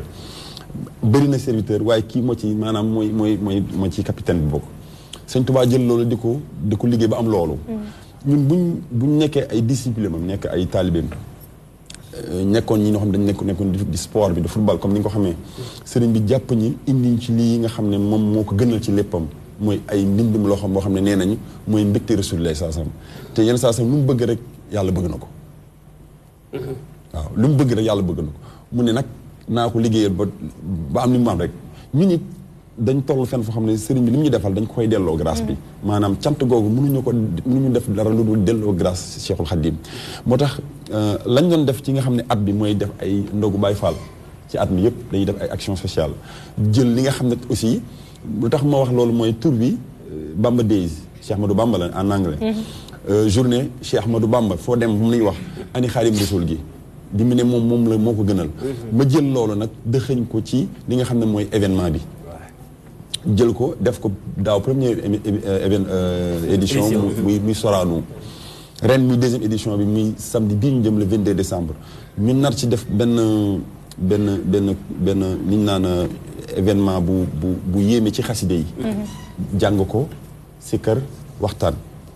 ma ci woo ñëpp lu tax mooy Sëñ Tuubaa daf ñu defal loo xam ne sëñ Xumba mi ngi koy wax léegi dafa liggéeyal Sénégal loo xam ne ñun xamaguñu ko yàlla dimbali ñu ba fii ñu toll nii il faut que ñëpp delluwaat ne xam kan mooy Sëñ Tuubaa te ñun ñi nga xam ne ay acteurs yu simple nañ ñoo mën a def dara ba ku ne kii lan la def dem gëstu ji ko donc dañuy jël suñu pierre dugal ko ci édifice mooy li Sëñ Tuubaa def ñu jéem ko yaatal li mu wax ñu jéem ko yaatal ba ku ne am ci wàll moo tax ñu ne guddi gi dañ koy jaglee Sëñ Tuubaa di ci woo ñëpp nag ku mel ni nag benn baas dafa liggéey ci diine islam ñu bëri nañ ko xaw umpale mais dama bëgg Cheikh Khadim ci journée bi ñu ci rendre grâce ñi nga xam ne dañoo def dara ku mel ni nekk ci Sénégal di def tam lu baax Alaaji Mbay Peex boola ñu ko ñëwoon daaw ma di ki maître ku mel ni premier ministre Boun Abdallah Dionne koo xam ne daaw bokk na ci ñi nga xam ne dañ leen sargal ku mel ni sama wayjur bi ma jur te mu dëdd ci màggal gi bu yàggul ñu ko ñaanal yàlla dolli leeram te taas ko ci barke mu àjjana mu xare àjjana firdaws ren Alaaji Mansour Mbaye nañu bokk na ci ñu tànn si Lamine Niass bi dem bu yàggul ak waaw ñi nga xam ne aussi waaw voilà ay feu Ben Bass Diagne tamit ci la bokk donc ñu bëgg leen sargal ci guddi gi ngir rek nit ñi xam ne kat ñii def nañ dara ci Sénégal ñu boole leen ci guddi gi ngir ñëpp mën leen a bàyyi ka am na ñoo xam ne rek kenn xamu leen mais guddi gi tam sargal leen day tax ñëpp xam leen. Sidi ñu ñëw si benn wàll dama bëgg a xam sur le plan spirituel ndax dafa am dara lu nekk ci le 22 bi ngeen tànn wala da ngeen waxtaan seen biir rek choisir benn date bu leen arrangé. effectivement daaw dafa tombé le 22 mu doon àjjuma décembre ren mu nekkaat 22 mais doon samedi léegi 22 bi. dafa mel dañ moo ko bëgg a nangu. waaw waaye nañ ko delloo sëñ bi rek. nañ ko delloo ak sëñ bi ndax daaw 22 décembre ren mu ñaar 22 décembre waaye ajjuma yi ren samedi lay doon. waaw waaw dafa tombate. déwén nag am na beneen bis bu ñu ko tànn waaye dañuy bàyyi ba. dañ koy nëbb. suspense ndax damay ragal gars yi jëlaat ko rek. xam naa bu ñu ko jëlaatee moom. waaw waaye déwén bi moom dañuy ñaan ren buñ ci jógee incha allah mën leen ci invité yéen ñëpp parce que saa la diggee sànq ñu ma koy wax man damay faral di wax ne ñun amuñu xaar ñun Baye Fall yi maanaam bu ñu wootee dem nañ Cheikh bi dafa wax ne yoonu murid day am na woote waaye amul xaara te jëf jël la ni ko tubaab di waxee UNC xaw ma ndax xam ngeen maanaam nekkatul anglais bi nekkatul ñu naan dama nar a def li déedéet defal nit ñi gis te ñun foofu nañ toll dañoo bëgg liñ ciy am ci recette ji ko partagé waat ak ci action sociale yi dem ci weeru koor gi ci nit ñi nga xam ne dañu amee jafe-jafe ñu jàppale leen ci ndax am nañ chaîne de solidarité bu tudd Touba Rahma boo xam ne dafa am loo xam ne dañ tax ñi ñu leen ci jàppale parce que bëgguñu aussi mu mel ni que dañu am ay fonds dañ koy def fii sabilillah te ku ci nekk foofu waaw ku ci nekk deuxième édition nga wax waaye première édition bi lan nga ci mën a tënk ci loo xamante ni gis nga ko mu nekk satisfaction ci loo jot a def alhamdulilah première édition bi mooy xam nga événement dafa metti dañ ko yenu daaw ak moom am na ko la jàppale am na ko jàpp ci sa kii bi bés bi borom guddi gi borom guddi gi mooy sa sëriñ mooy ñu baax ñeeg ñeneen ñëpp ñi ma wër daw ba sonn xam nañ ne guddi borom guddi gee ci jàpp bi ñu paree nañu ñi ma fay saal beeg kii xam ne li may wax événement dafa metti ren ñi may wax yow lu bëri loo xam ne que mais sëriñ bee ngi defar lépp te liñ ciy ñaan mooy borom guddi gi yoral guddi gi boppam maanaam lépp bu kenn des nag bëgguma kenn toog naan ma su ma yëgoon na ñëpp ñëw. d'accord te bàyyi soirée yii ñuy dem te ñëw kii. wax ñu kan mooy jàng ci kii bi ci guddi googu. Edmond waxuma ak moom sëñ Sidi non Edmond dina ñëw. dina ñëw. non xam nga tax non Edmond. non Edmond bàyyi ñu tànn nag Sidi da ngay bàyyi gars yi tànn mën nañoo ñëw ci guddi. non xam nga dama bëgg Edmond dama bëgg mu ñëw. jeexalee ko leneen. non xaaral oui bien sûr. Edmond dama bëgg mu ñëw. xam nga dama bëgg mu ñëw. xam nga dafa bëri ay dañu bëri li tax may wax loolu ñii di nga xam ne du ñu muur seen bopp yow dañuy sol ay mini. ñun ngay waxal rek non nan ni ñëw. sol lu jot ba soirée bi jeex nga dem ci la nga man loolu rek laa wax. même il suffit juste ngeen ñëw après ngeen dem. waaw découvrir bi nag wax mooy. ñun les artistes d'habitude dañu am benn étiquette. bu xaw a bizarre mais ñun ay nit lañ ñu jóge ci ay kër. yoo xamante ne si tamit dañoo am diine. ñun dañuy jaamu yàlla. dëgg la te dañuy jéem a parce que loolu moo fi nekk. surtout kuy def musique nag. ah il faut nga jaamu yàlla bu baax pour vraiment combler li nga xamante ne si. non c'est juste pour dire que. j'ai bien écouté ce qu'il a dit. je suis très ouvert. non même moi aussi franchement. man moom. et ñun man sama papa ba mu yégée ni damay def musique sax dafa joxle woon sama papa jàngul école alxuraan la jàng. macha allah xam nga c'est juste pour wax la ñun famille alpulaar lañ. te alpulaar yi tamit dafa am lu ñu mel ci diine. donc duñu on badine pas avec ça. li mu wax leer na bu guddi googee. loo am ci concert tegee ko ne la nga wuyu bésu sëñ Tuubaa loolu lañ wax. avec plaisir waaw kay après boo téye nag sa programme yi yeneen yi def. y a pas de problème. ñu jeexal. non le 22 rek muy loolu laa xam te mu am programme. non le 22 dafa nekk date bu grave mais dinaa joué ji mais su ma paree war naa mën. man effet li may wax. mooy dama bëgg ñi ñuy comprendre ne. il suffit pas nga nekk ci leneen ne lii mënul nekk loolu moo mën a nekk parce que man dama newoon ci sport bi moom laa lay wax ne sëriñ bi ma dimbali. macha allah cant gi ma koy cant mooy dimbali gi ma dimbali moo tax xam nga moom dafa ne. jërëjëf. lu ma am ci yàlla ji li ma yàlla defal. ni ngeen ñëw sant la ma yàlla mooy màggal gi muy def. jërëjëf ndax li ma am ci géej gi mu bañ mu li umb man tam dama bëgg li may sant sëriñ bi nañ ñëw santale ma ko. très bien. jërëjëf donc loolu laay ñaan ñëpp ñëw. Sidi Mbuub Lamb su ma ko fi bàyyee mu defal ñu fi benn jàng léegi ci gàmm gi. wala ci màggal gi donc ñaar yëpp xam naa ne dina ci mëne. foo benn baas dañ koy bool donc yéen waa DTV. na ñëpp ñëw waaw DTV nañ dem incha allah vraiment mi ngi ciy dox boobu ba tey ma ci woo ñëpp di ci wax sama staff beeg ñi nga xam ne samay soppe nañ. incha allah bu kenn des. na ñëpp ñëw parce que danaa leen préparé benn spectacle boo xam ne ci sëriñ beeg sikar se xaside yi macha allah ak jërëjëf le 22 décembre donc direction Sorano ñu dem màggal ki nga xamante ne ni moom la wax léegi mu di Serigne Touba Khadimou Rassoul noonu la ñuy def dem observer une page publicitaire dellusiwaat fekk si waat suñu artiste di ko remercier moom Sidi Mbuub ñu dalalaat invité bi nga xamante ne ni mi ngi fi woon na sànq di wàllu pêche bi ñu doon wax ne à Sène ci kanam tuuti dina ñëw ci page bi bu jeexee.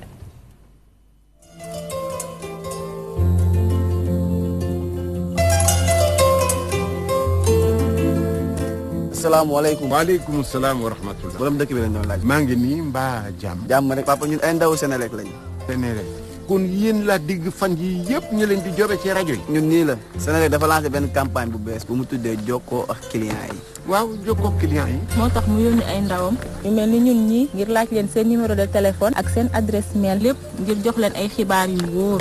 dama dëgg. ñu bëggoon nag ngeen tontu ñu ci laaj yi ñu leen di laaj. bu weesoo enquête yi am nañ yeneen jumtukaay. mu di tontu ci laaj yi nekk ci ginnaaw facture courant bi. wala yónnee ñu par mail ci adresse bii di infoclient@senelec.sn. nga ni ma maa la wax lii. wala papa bu ci gën a neex mooy da ngay woote ci numéro bi te doo fay dara. di 800 00 00 00. campagne bi daal li ko tax a jóg mooy. tabax kóolute suñu diggante client yi ngir gën a mën a jaamu seeni soxla. waaye mel na ni gratte-ciel laa la wax. soxna si dégg ngeen lii mu wax. am na solo lool ni jaay. lii kay moo ëpp solo. ak jokkoo client yi. waaw ngir mu jaamu suñuy soxla. baamtu leen ko. waaye ngeen ngir jokkoo client yi. waaw nañu jógee ngir mu jaamu suñuy soxla.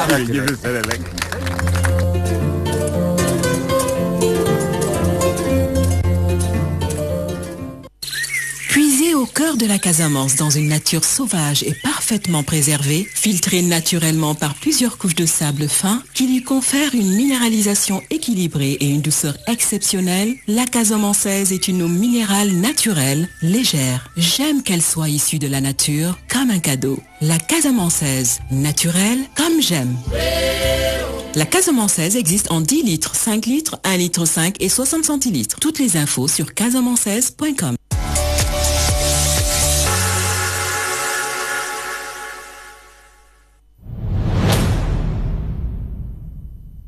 Pikini Production DTV ñoo lëkkaloo ngir andil leen film bu bees bu tudd Bés. Bés film la bu ñu leen di présenté ngir bégal leen yee leen jàng ak jàngale tamit.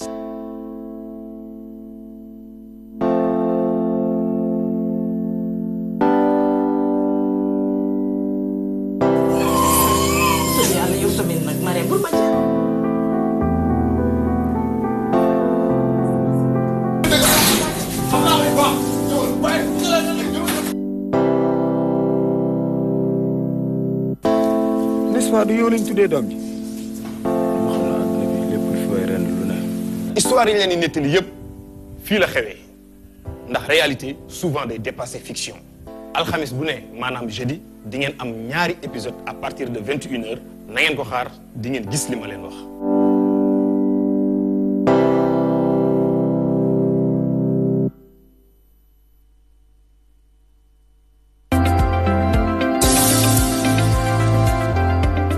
Réclamiez, et oui, elle est enfin de retour. L'émission éducative Sen Campus revient de plus belle avec une nouvelle saison de feu, agrémentée de nouvelles rubriques. Vous êtes institut, école de formation ou université, vous voulez faire la promotion de votre événement, n'hésitez pas à nous joindre. Alors, avec DTV, dans Sen Campus, l'enseignement supérieur et la formation professionnelle ont désormais leur émission.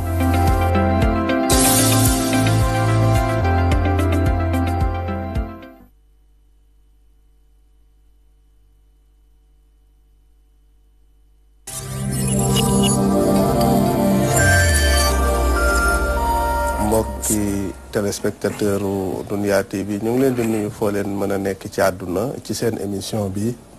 di Majalisul Ulama di jataayu borom xam-xam. tey nag ñu ñëwoon nag fii ci Jëppal tabaarakallaahu seet si koo xam ne ci ñoom la bokk di Serigne Amadou Dieng. tabaarakallaahu ñu bëgg a waxtaanee tarixatu xafiya bi nga xam ne yaa ngi ko bind mais dañuy wax ne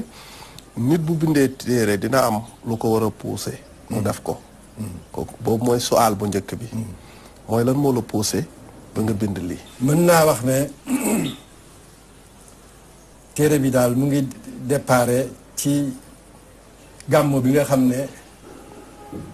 moo amoon 2015.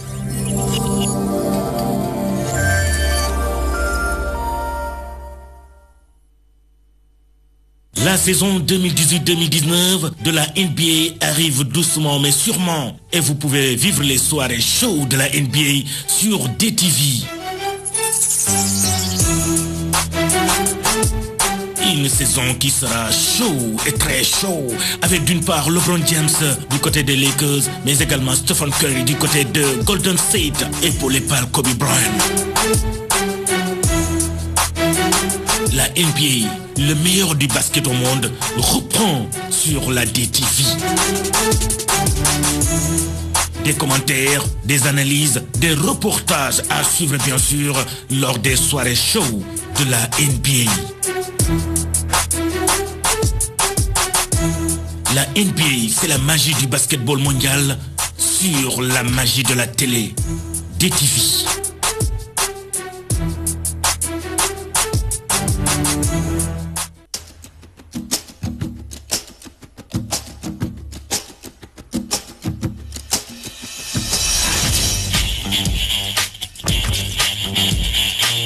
Dans le monde impitoyable de la haute couture,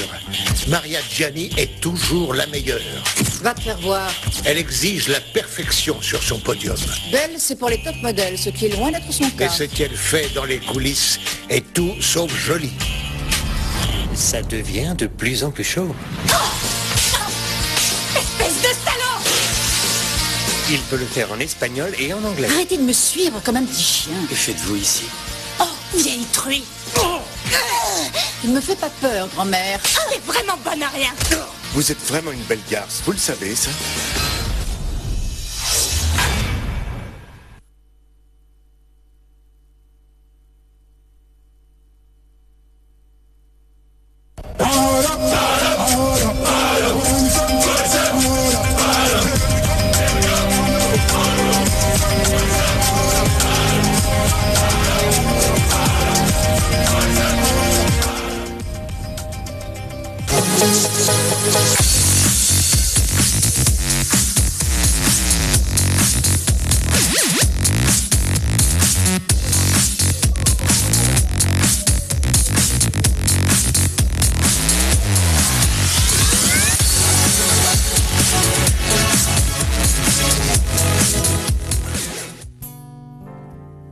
This song is about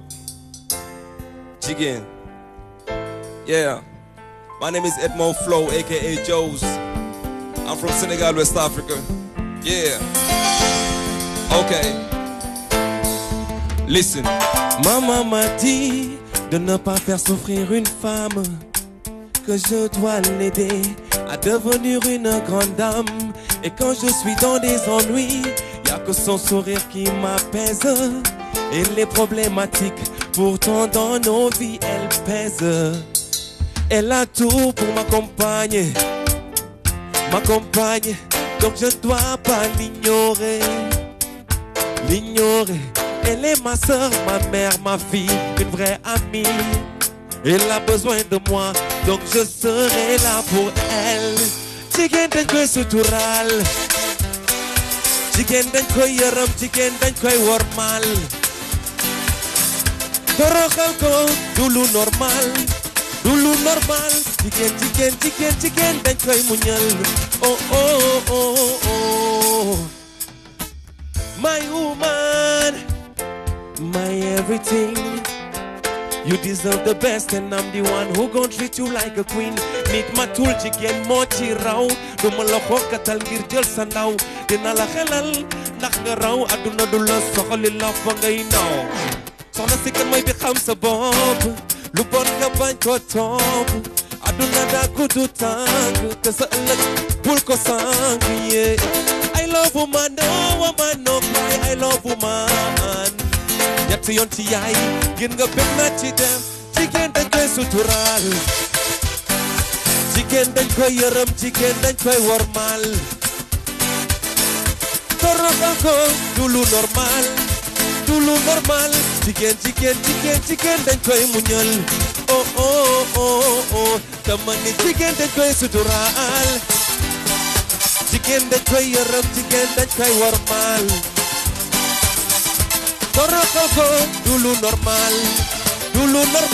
jigéen dañ koy muñal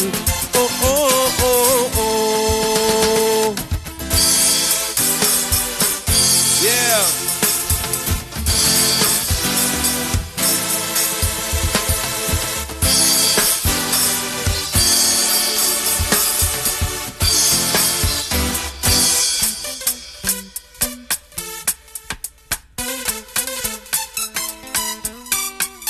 Yeah.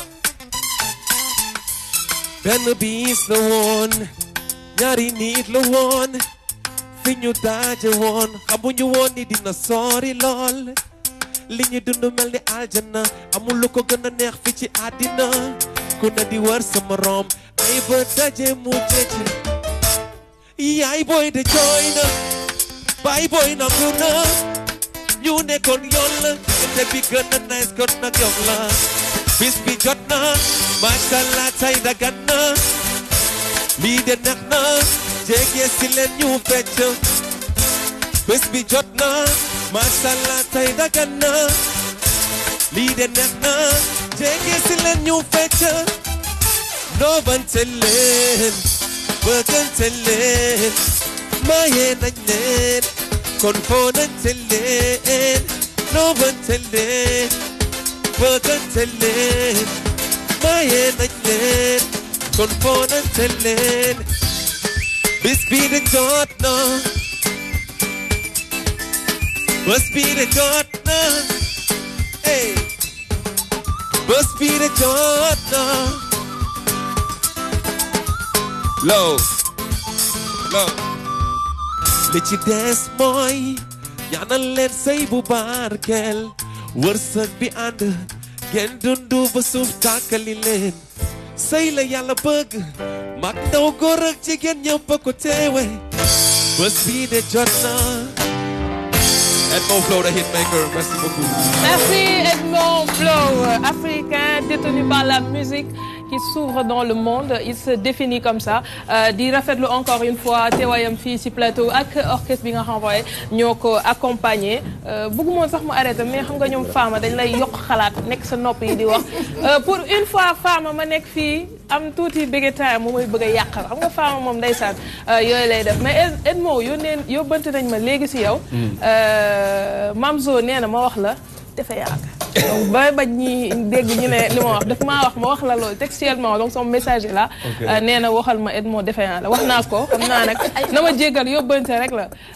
ni ñu ko la waxee sànq encore une fois mu di artiste boo xamante ne nii en peu de temps gis nañ ne il a su s'imposer sur la scène musicale di def lu am solo ñu jëm nag ci ay fête wax nañ guddi Bamba nag dëgg la waaye Edmond bëgg nañu xam lan ngay waajal ci Saint-Sylvestre beeg ñoom seen affaire yi waaj a am. Wow, décembre bi déjà j'ai sorti un clip aujourd'hui en exclu léegi la génn mu ngi soog a daw nii. Oui. Donc voilà j'ai pas mal de spectacles yoo xamante ne si dafa koy jouer fii nii. D'accord. ci biir Dakar ak hors Dakar parce que le 24 je dois être fële ci Diourbel.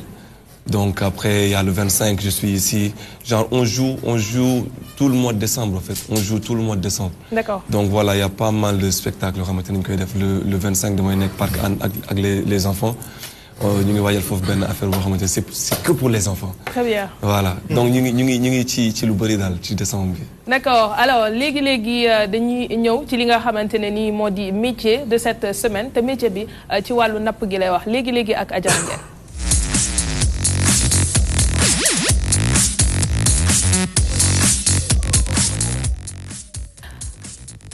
Pêcheur artisanal, une affaire de lignée chez les Lebou loolu ngay waxtaanee ak sa invité Assène. Assène dama koy alamaan ba pare ndax dafa tardé aram sànq yaa ngi doon wax naan bu ñëwee di nga ko tàkkalee. man de bëggoon naa ko suturaal ndax nee damay faral di weer nit yi moo tax ma ne xaamu noppi.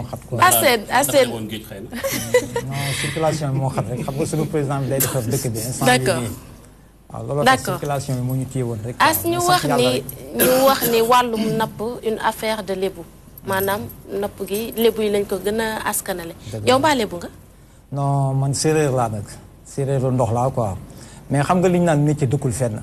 waaw ndax tey ji boo demee ci gaal yëpp gaal goo mënti dem tey ji boo Guinéen sax ñu ngi dem géej race bu nekkay dem géej maanaam tey métier pêche dafa dem ba nekk loo xamante ne tey amul affaire race daal képp koo xamante ne mën nga géej rek mën ngaa ñëw ñu intégré la nga dem géej yóbbu la géej waaw. waaye bu ñu nee napp day laale ak ñi nga xam ne dañoo mën ndox wala dañoo dëkk ci ndox. séeréer moom est-ce que méngoo na ak géej. oui bien sûr parce que lii di joolaa lii di séeréer lii di lébu mën naa ne ñun ñëpp ay famille lañu boo dee xool tey jii maanaam màngaan moo tax rek ñu dispersé wu mais ñun ñëpp ay mbokk lañu muy séeréer beeg joolaa beeg lébu ñun ñëpp ay mbokk lañu màngaan moo andi maanaam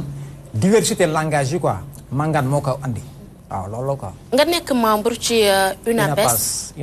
UNAPAS ak Union nationale des pêcheurs artisanaux du Sénégal. d'accord mais ñu gis ne dafa am façon bu napp gi am na ñoo xamante ni mbaal la ñuy nappe am ñoo xamante ni dañuy def sous-marin ndax dem nañ seet leen ni ñuy liggéeyee. ñu bëggoon a xam déjà nga détaillé ñu yan façon napp moo am. waaw dafa am napp boo xamante ne ngét la dafa am ay gaalu ngét am gaalu maare am gaalu filaturné ak am sengulu mooy maanaam ñi nga xamante ne dañuy nekk ci tefes di sànni once bi jën wi di lekk ñuy jàpp ñooñu ñooy sengulu maan yi maare day dem 7 jours ci géej ñun ñi nga xamante ne ñun ñoo nekk ci chaîne tournante yi maanaam filaturné ñu dañuy dem guddi mais bu ñu feesalee rek daal di teer yenn saa yi xam nga ñun moom ay jàmbaar lañu ay liggéeykat lañu yenn saa yi mën na noo dem sax amuñu jën ñu seet xaar bëccëg gi mbaal bëccëg bu fekkente ne yàlla may nañu jara ñu daw toor ban moo ci gën a dox wala yëpp a yem ki ci gën a dox non yëpp a yem rek ça dépend rek xam nga yàlla moom ak ci loo mën a nekk rek mën na laa fekk ak wërsëgam waaw mais alhamdulilah daal man de maa ngi sant yàlla ci fi ma ne waaw fi ma nekk moom maa ngi ci sant yàlla bu baax a baax ñu gis ne seen métier bi temps yi am na jafe-jafe loolu te wax jiñ ci kii maanaam pêcheurs yi dem ci géej gi di ci faatu wala di ci am ay jafe-jafe est-ce que da ngeen dul protéger wu tey à chaque fois yéenay météo ñu ngi leen di avertir que ni géej gi doxul nii wala dafa am jafe-jafe mais du tee yéen da ngeen di dem ci géej gi di tayle seen bopp mën naa ko waxee non soxna si man mi ngay gis ni ba ma xoolee sax xam ne maa la gën a bëgg sama bakken bii fuuf sama bakken bii maa la ko gën a bëgg fuuf demuñu di tayle demuñu di tayle suñu bopp suñu bakken mais xam nga métier bu nekk dafa ànd ak risque am métier bu nekk dafa ànd ak risque am xam nga yenn saa yi da ngay dem suñu dogalu borom fekk la ci géej mënoo ci dara ñun ne peut échapper à son destin. mais di ngeen sóoraale waxu kii. waa dinañ ko sóoraale parce que gis nga mool yu njëkk yi ak mool yu tey yi bokkuñu. parce que sama portable bi mën naa cee déglu météo mu wax ma lan temps bi naka lay demee tey jii mais dafa am benn problème boo xamante ne nag moom moo am muy machine yi nga xamante ne di cause maanaam cause accident yi laa lay andil. cause accident boo gis mauvais temps la ak machine bu baaxul ñun dafa am loo xamante ne moo ñu rey li ñu rey mooy lan mooy machine yi nga xamante ne. moom la ñu gouvernement bi subventionné machine yooyu baaxul su ma nee tey di su ma la waxee tey ji ne la machine yooyu baaxul di nga ne ma loolu ça ne ressort pas du ministre de la pêche. xam nga parce que machine yu paan yi moom yoonam nekku si mais wax ju yenu maanaam ku ko dégg xam ko machine yëpp benn panne bi la ñu am te benn panne bi ñoo koy nduróole machine yëpp problème mu furo la ñu am. furo bi mooy wax subvention yéen a toog di rafetlu naan ministre Omar Gueye li nga def gongo. waaw tey nag bu ngeen bëggee tax xanaa testé woo leen ko avant ngeen. waaw njëkk ci man mii toog naa ci benn plateau maanaam émission boobu tey dama ne bu amee bës rek nit ñëpp di ko seetaan c'est grâce à moi ci kattanu yàlla non jayuma sama bopp nag modestie à part jayuma sama bopp de mais man maa toog yëkkati ko daal ni li mu def vraiment dañ koy rafetlu. parce que secteur bi dafa traumatisé wu depuis des années depuis jamonoy Senghor secteur de la pêche dafa traumatisé ba ci nguuram Macky Sall sax am na lu mu ci jéema vraiment dañ ñu émerveillé parce que li nga xamante ne dañ koo def kenn musu ko def fekk pêcheur boo xamante ne problème yëpp moom mooy machine moo koy yëpp machine moo koy andi soxna si dañuy dem ba ay à 72 kilomètres ci biir géej gi à des milles ci biir géej gi xam nga machine moo ñu war a yóbbu machine moo ñu war a andi mais bu fekkente ne machine bi ñu jox baaxul mais yaa ngi ñu lor mayetooñu et en plus yow nga dem CFAO ngeen baal ma ci publicité bi xam nga dem ci fi nga xamante ne ñun foofu la ñuy jëndee machine nga yokk machine yi parce que xam nga ne machine yi après dafay paan xam nga li ci nekk xam nga dafa am loo xamante ne tey jii dafa am gis nga politicien moo yàq lépp nit boo demee bay def da ngay sóoraale ne que ne yow ñii ngay defal ni ay doomu aadama lañu ñoo xamante ne dañu xalaat lépp loo teg xam nañ ko bu ñu politiquer secteur bi nañ ko jox koo xamante ne da ko xam bu baax a baax a baax un technocrate mu gérer ko le président Macky Sall wax dëgg yàlla jàmbaar la lépp loo xamante ne mi ngi koy jéem rek pour que secteur bi ñoŋ mi ngi koy def mais ki mu ko jox le ministre Omar Gueye moo xamul dara il est incompétent bien sûr il est incompétent j'ai des arguments qui sont là li may wax dama ci am lu ay preuves yu leer nañ parce que yow bu fekkente ne dañ la jox tey benn secteur tey géwél yi jóge fee di la jay naan la sandayee ko liggéey alors que yow may ma tuuti maa ngi jégalu mais tey bi ñu lay maanaam nit ñi tey di la fam yenn yoo xamante ne ay jay la quoi ñu ñëw naan la sandayee ko liggéey xam nga poste bi nga nekk yow tu ne te soucies pas que ne secteur bi nga nekk tey jii priorité bi nit ñi li ñu gën a bëgg mooy lan nga ñëw teg ay aspects yoo xamante ne c'est technique pour que géej gi gën a dugal jën comprendre nga ay aspects techniques yoo xamante ne yu simple la da ngay jël comme par exemple bateau yi nga xamante ne dematul géej nga jël ko boo ko seree boo ko digalee ci biir géej jën yi dañ fay ñëw di fa dëkk di fa nen. mais ci même sillage boobu y a trop de choses qui se passe en mer. tey bu fekkoon boo doon dem géej di fa fekk ay 100 bateaux actuellement nii boo fa demee di nga fa fekk ay plus de 1000 bateaux. mais yéen tamit da ngeen di napp ci yeneen dëkk yi yaakaar naa ni état bi am na loo xamante ne tegal na leen ko pour loolu tamit mu gën a mën a yomb si yéen. très bien xam nga soxna si ñun dañuy dem di napp ci yeneen dëkk yi pourtant mënoon naa ñàkk de nos côtes sont les plus poissonneuses mais dañ ko jël jaay ko tubaab bi dem ci naar yi di leen ñaan. mais loolu bañ koy door a def lan moo tax xeexu leen ko ngeen bàyyi ba heure bi ba mu gën a ampleur bi gën a man yàgg naa ci gis nga ñun dañoo dispersé woon ñun ñi les pêcheurs dañoo dispersé woon xam nga looloo tax maanaam tey jii li ñuy wax naan kenn nit ku nekk boo demalee sa bopp rek da ngay yomba damm da ngay yomba faqastal boo demee rek sa bopp da ngay yomba faqastal mais booloo bi moo tax secteur bi am ay problème yu bari. booloo moo indi problème. non moo ñàkk booloo bi. damaa jiw. ñàkk booloo bi si loolu si yéen la c'est pas l'État te mënuñu bañ a reconnaître li nga xamante ne ni ministère de la pêche def na ko subvention bi ngay wax bu moteur de pêche bi subvention également si gilet yi mesures sécuritaires yi nga xam ni jël nañ ko def en sorte que ñuy immatriculer les pirogues donc bëri na loo xamante ne buñ ko fi nekkee di lister am na si ay jéego yu ñu def mais être là et dire que ministre bi liiw il faudrait qu'il y ait un argument de taille buy tax tey président Macky Sall ne sama gars yi kat li ñuy wax nii am na fu ñu ko teg. déggoo ma ne la le président Macky Sall jàmbaar la mais ki nga xamante ne moom la jàmbaar gi yónni ndawam nga ne ko sa ndawal mënul Omar Gueye am na leneen lu mu mën mais du secteur de la pêche bëggu ko mënu ko moom xam nga lan moo ko intéressé politique. yéen a ngi wax ci gilet de sauvetage yi amu ci benn boo xamante ne day jar 2500 gilet de sauvetage 12000 francs lay jar 12000 francs lay jar. gars yi bu ñu gisoon tey gilet de sauvetage bu jar 2500 comme ñoom ni ñu ko waxee. est-ce que du looloo tax du ngeen ko pour protéger seen bopp. non ñun ñi ngi sol ay sauvetage mais maanaam dama lay expliquer mais dama yaakaar ne dégluwoo. dama ne la machine yi nga xamante ne moom la ñu gouvernement bi jox. machine yu bëri moom moo koy waxal baaxul moom mooy cause accident yu ci bari. parce que dafa am problème. dafa am foofu benn problème mu am est-ce que yéen ñi yor machine yi. xam ngeen machine bi nga yor tam carrément parce que tamit da ciy baax moteur bi nga yor nga xam ko man ko di ko entretenir aussi di xam daw naa tant de kilomètres naa def vidange wala naa def ne mécanique nangam est-ce que loolu tam mi ngi am ci yéen aussi waaw xam nga ñun comme par exemple ni ma la ko mën a waxee sànq rek ñun nous sommes des personnes conscientes am na yenn yoo xamante ne kenn duñu ko jàngal suñu liggéey la xam nga machine moo ñuy yóbbu sànq léegi maa leen koy wax machine moo ñuy yóbbu machine moo ñu andi dama ne la machine yi benn problème la am problème bu yow comme par exemple man sama machine problème bi mu am problème fro bi mu am boo demee ci beneen pêcheur problème boobu lay am benn paan bi lay am paan yooyu ñoo ko nuroo problème bu fro lay am fro bi mooy toj bu fro bi tojee nag arbre bi day dem xam nga arbre bi mooy li nga xamante ne moom mooy téye hélice bi moom mooy dem waaw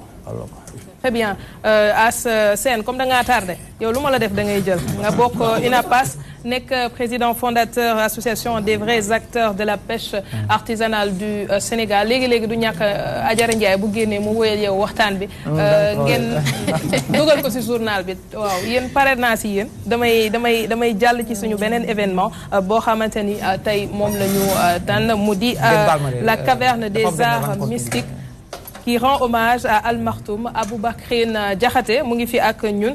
di membre comité d'organisation bi organisé lu ni mel sëñ bi jëlal micro bi. bon asalaamaaleykum soxna Aram wa rahmatullah. ñu ngi leen di nuyu bu baax di am mbégte di teew si émission bi toi même tu sais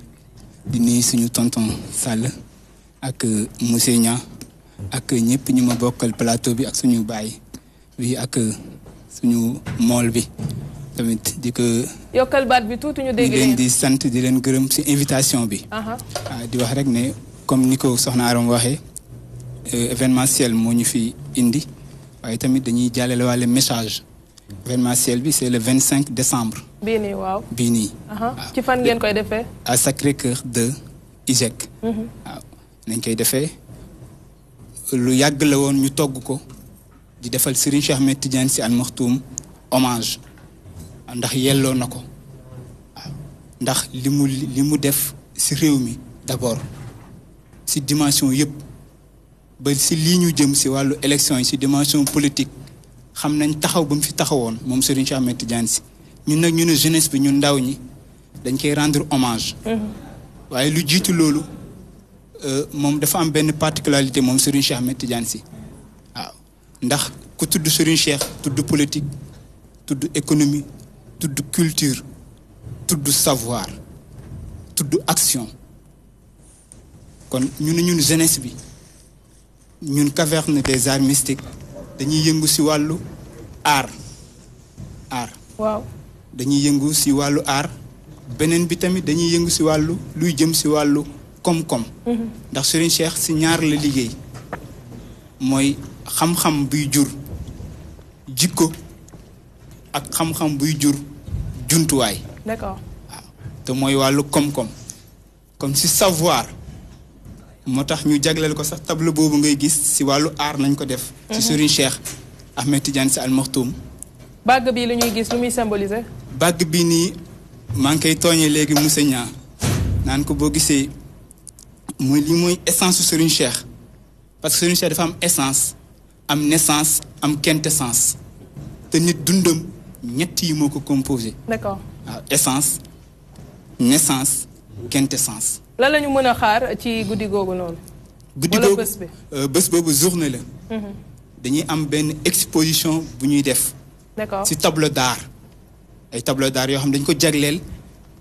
ci dimension yi nga ma wax yépp ci wàllu économie ci wàllu moral. ci wàllu homme d'état Serigne Cheikh nu mu ko nekkee woon nu mu nekkee woon homme de culture. D'accord. dimension yooyu nañ bëgg a feeñal. waaye nag à travers njàngaleem le savoir. jërëjëf. waaw ouverture bi c'est à 15h. dañ koy def bu ñu paree def benn panel. panel bi ñu ngi ci waxtaanee dimension politique bu sëñ Cheikh Ahmed Tidiane Sy. ak dimension culturelle am. te ki koy waxtaan mooy sëñ Seydi Ahmed ibnu sëñ Abdou Aziz Al Amin bi dem bu yàggul. jërëjëf. jërëjëf Aboubacrine Diakhaté membre comité d'organisation bu caverne des arts mystiques ñuy waajal ab hommage boo xam ne ñu ngi koy rendre ki fi nekkoon xalif général di Tidjane di Serigne Cheikh Tidiane Sy Al Maktoum le 25 décembre bi lay doon noonu la ñuy def sëñ Modou tey maay jël sa place. ma tàggatoo ak sëñ Modou dernier mot bi nga xamante ne nii rek di nga ko sànni diaspora bi ci li ñu doon waxtaanee sànq. waaw maa ngi nuyu waa diaspora bi yépp di leen sant yéen ñi nga xam ne yéen tax sama kàddu mën a dem ci diaspora bi di leen yóbbante boo xam ne bu ma ñor la bu ma dëkkee wax la muy ñun ñi nga xam ne ñoo njëkk a génn dem tukki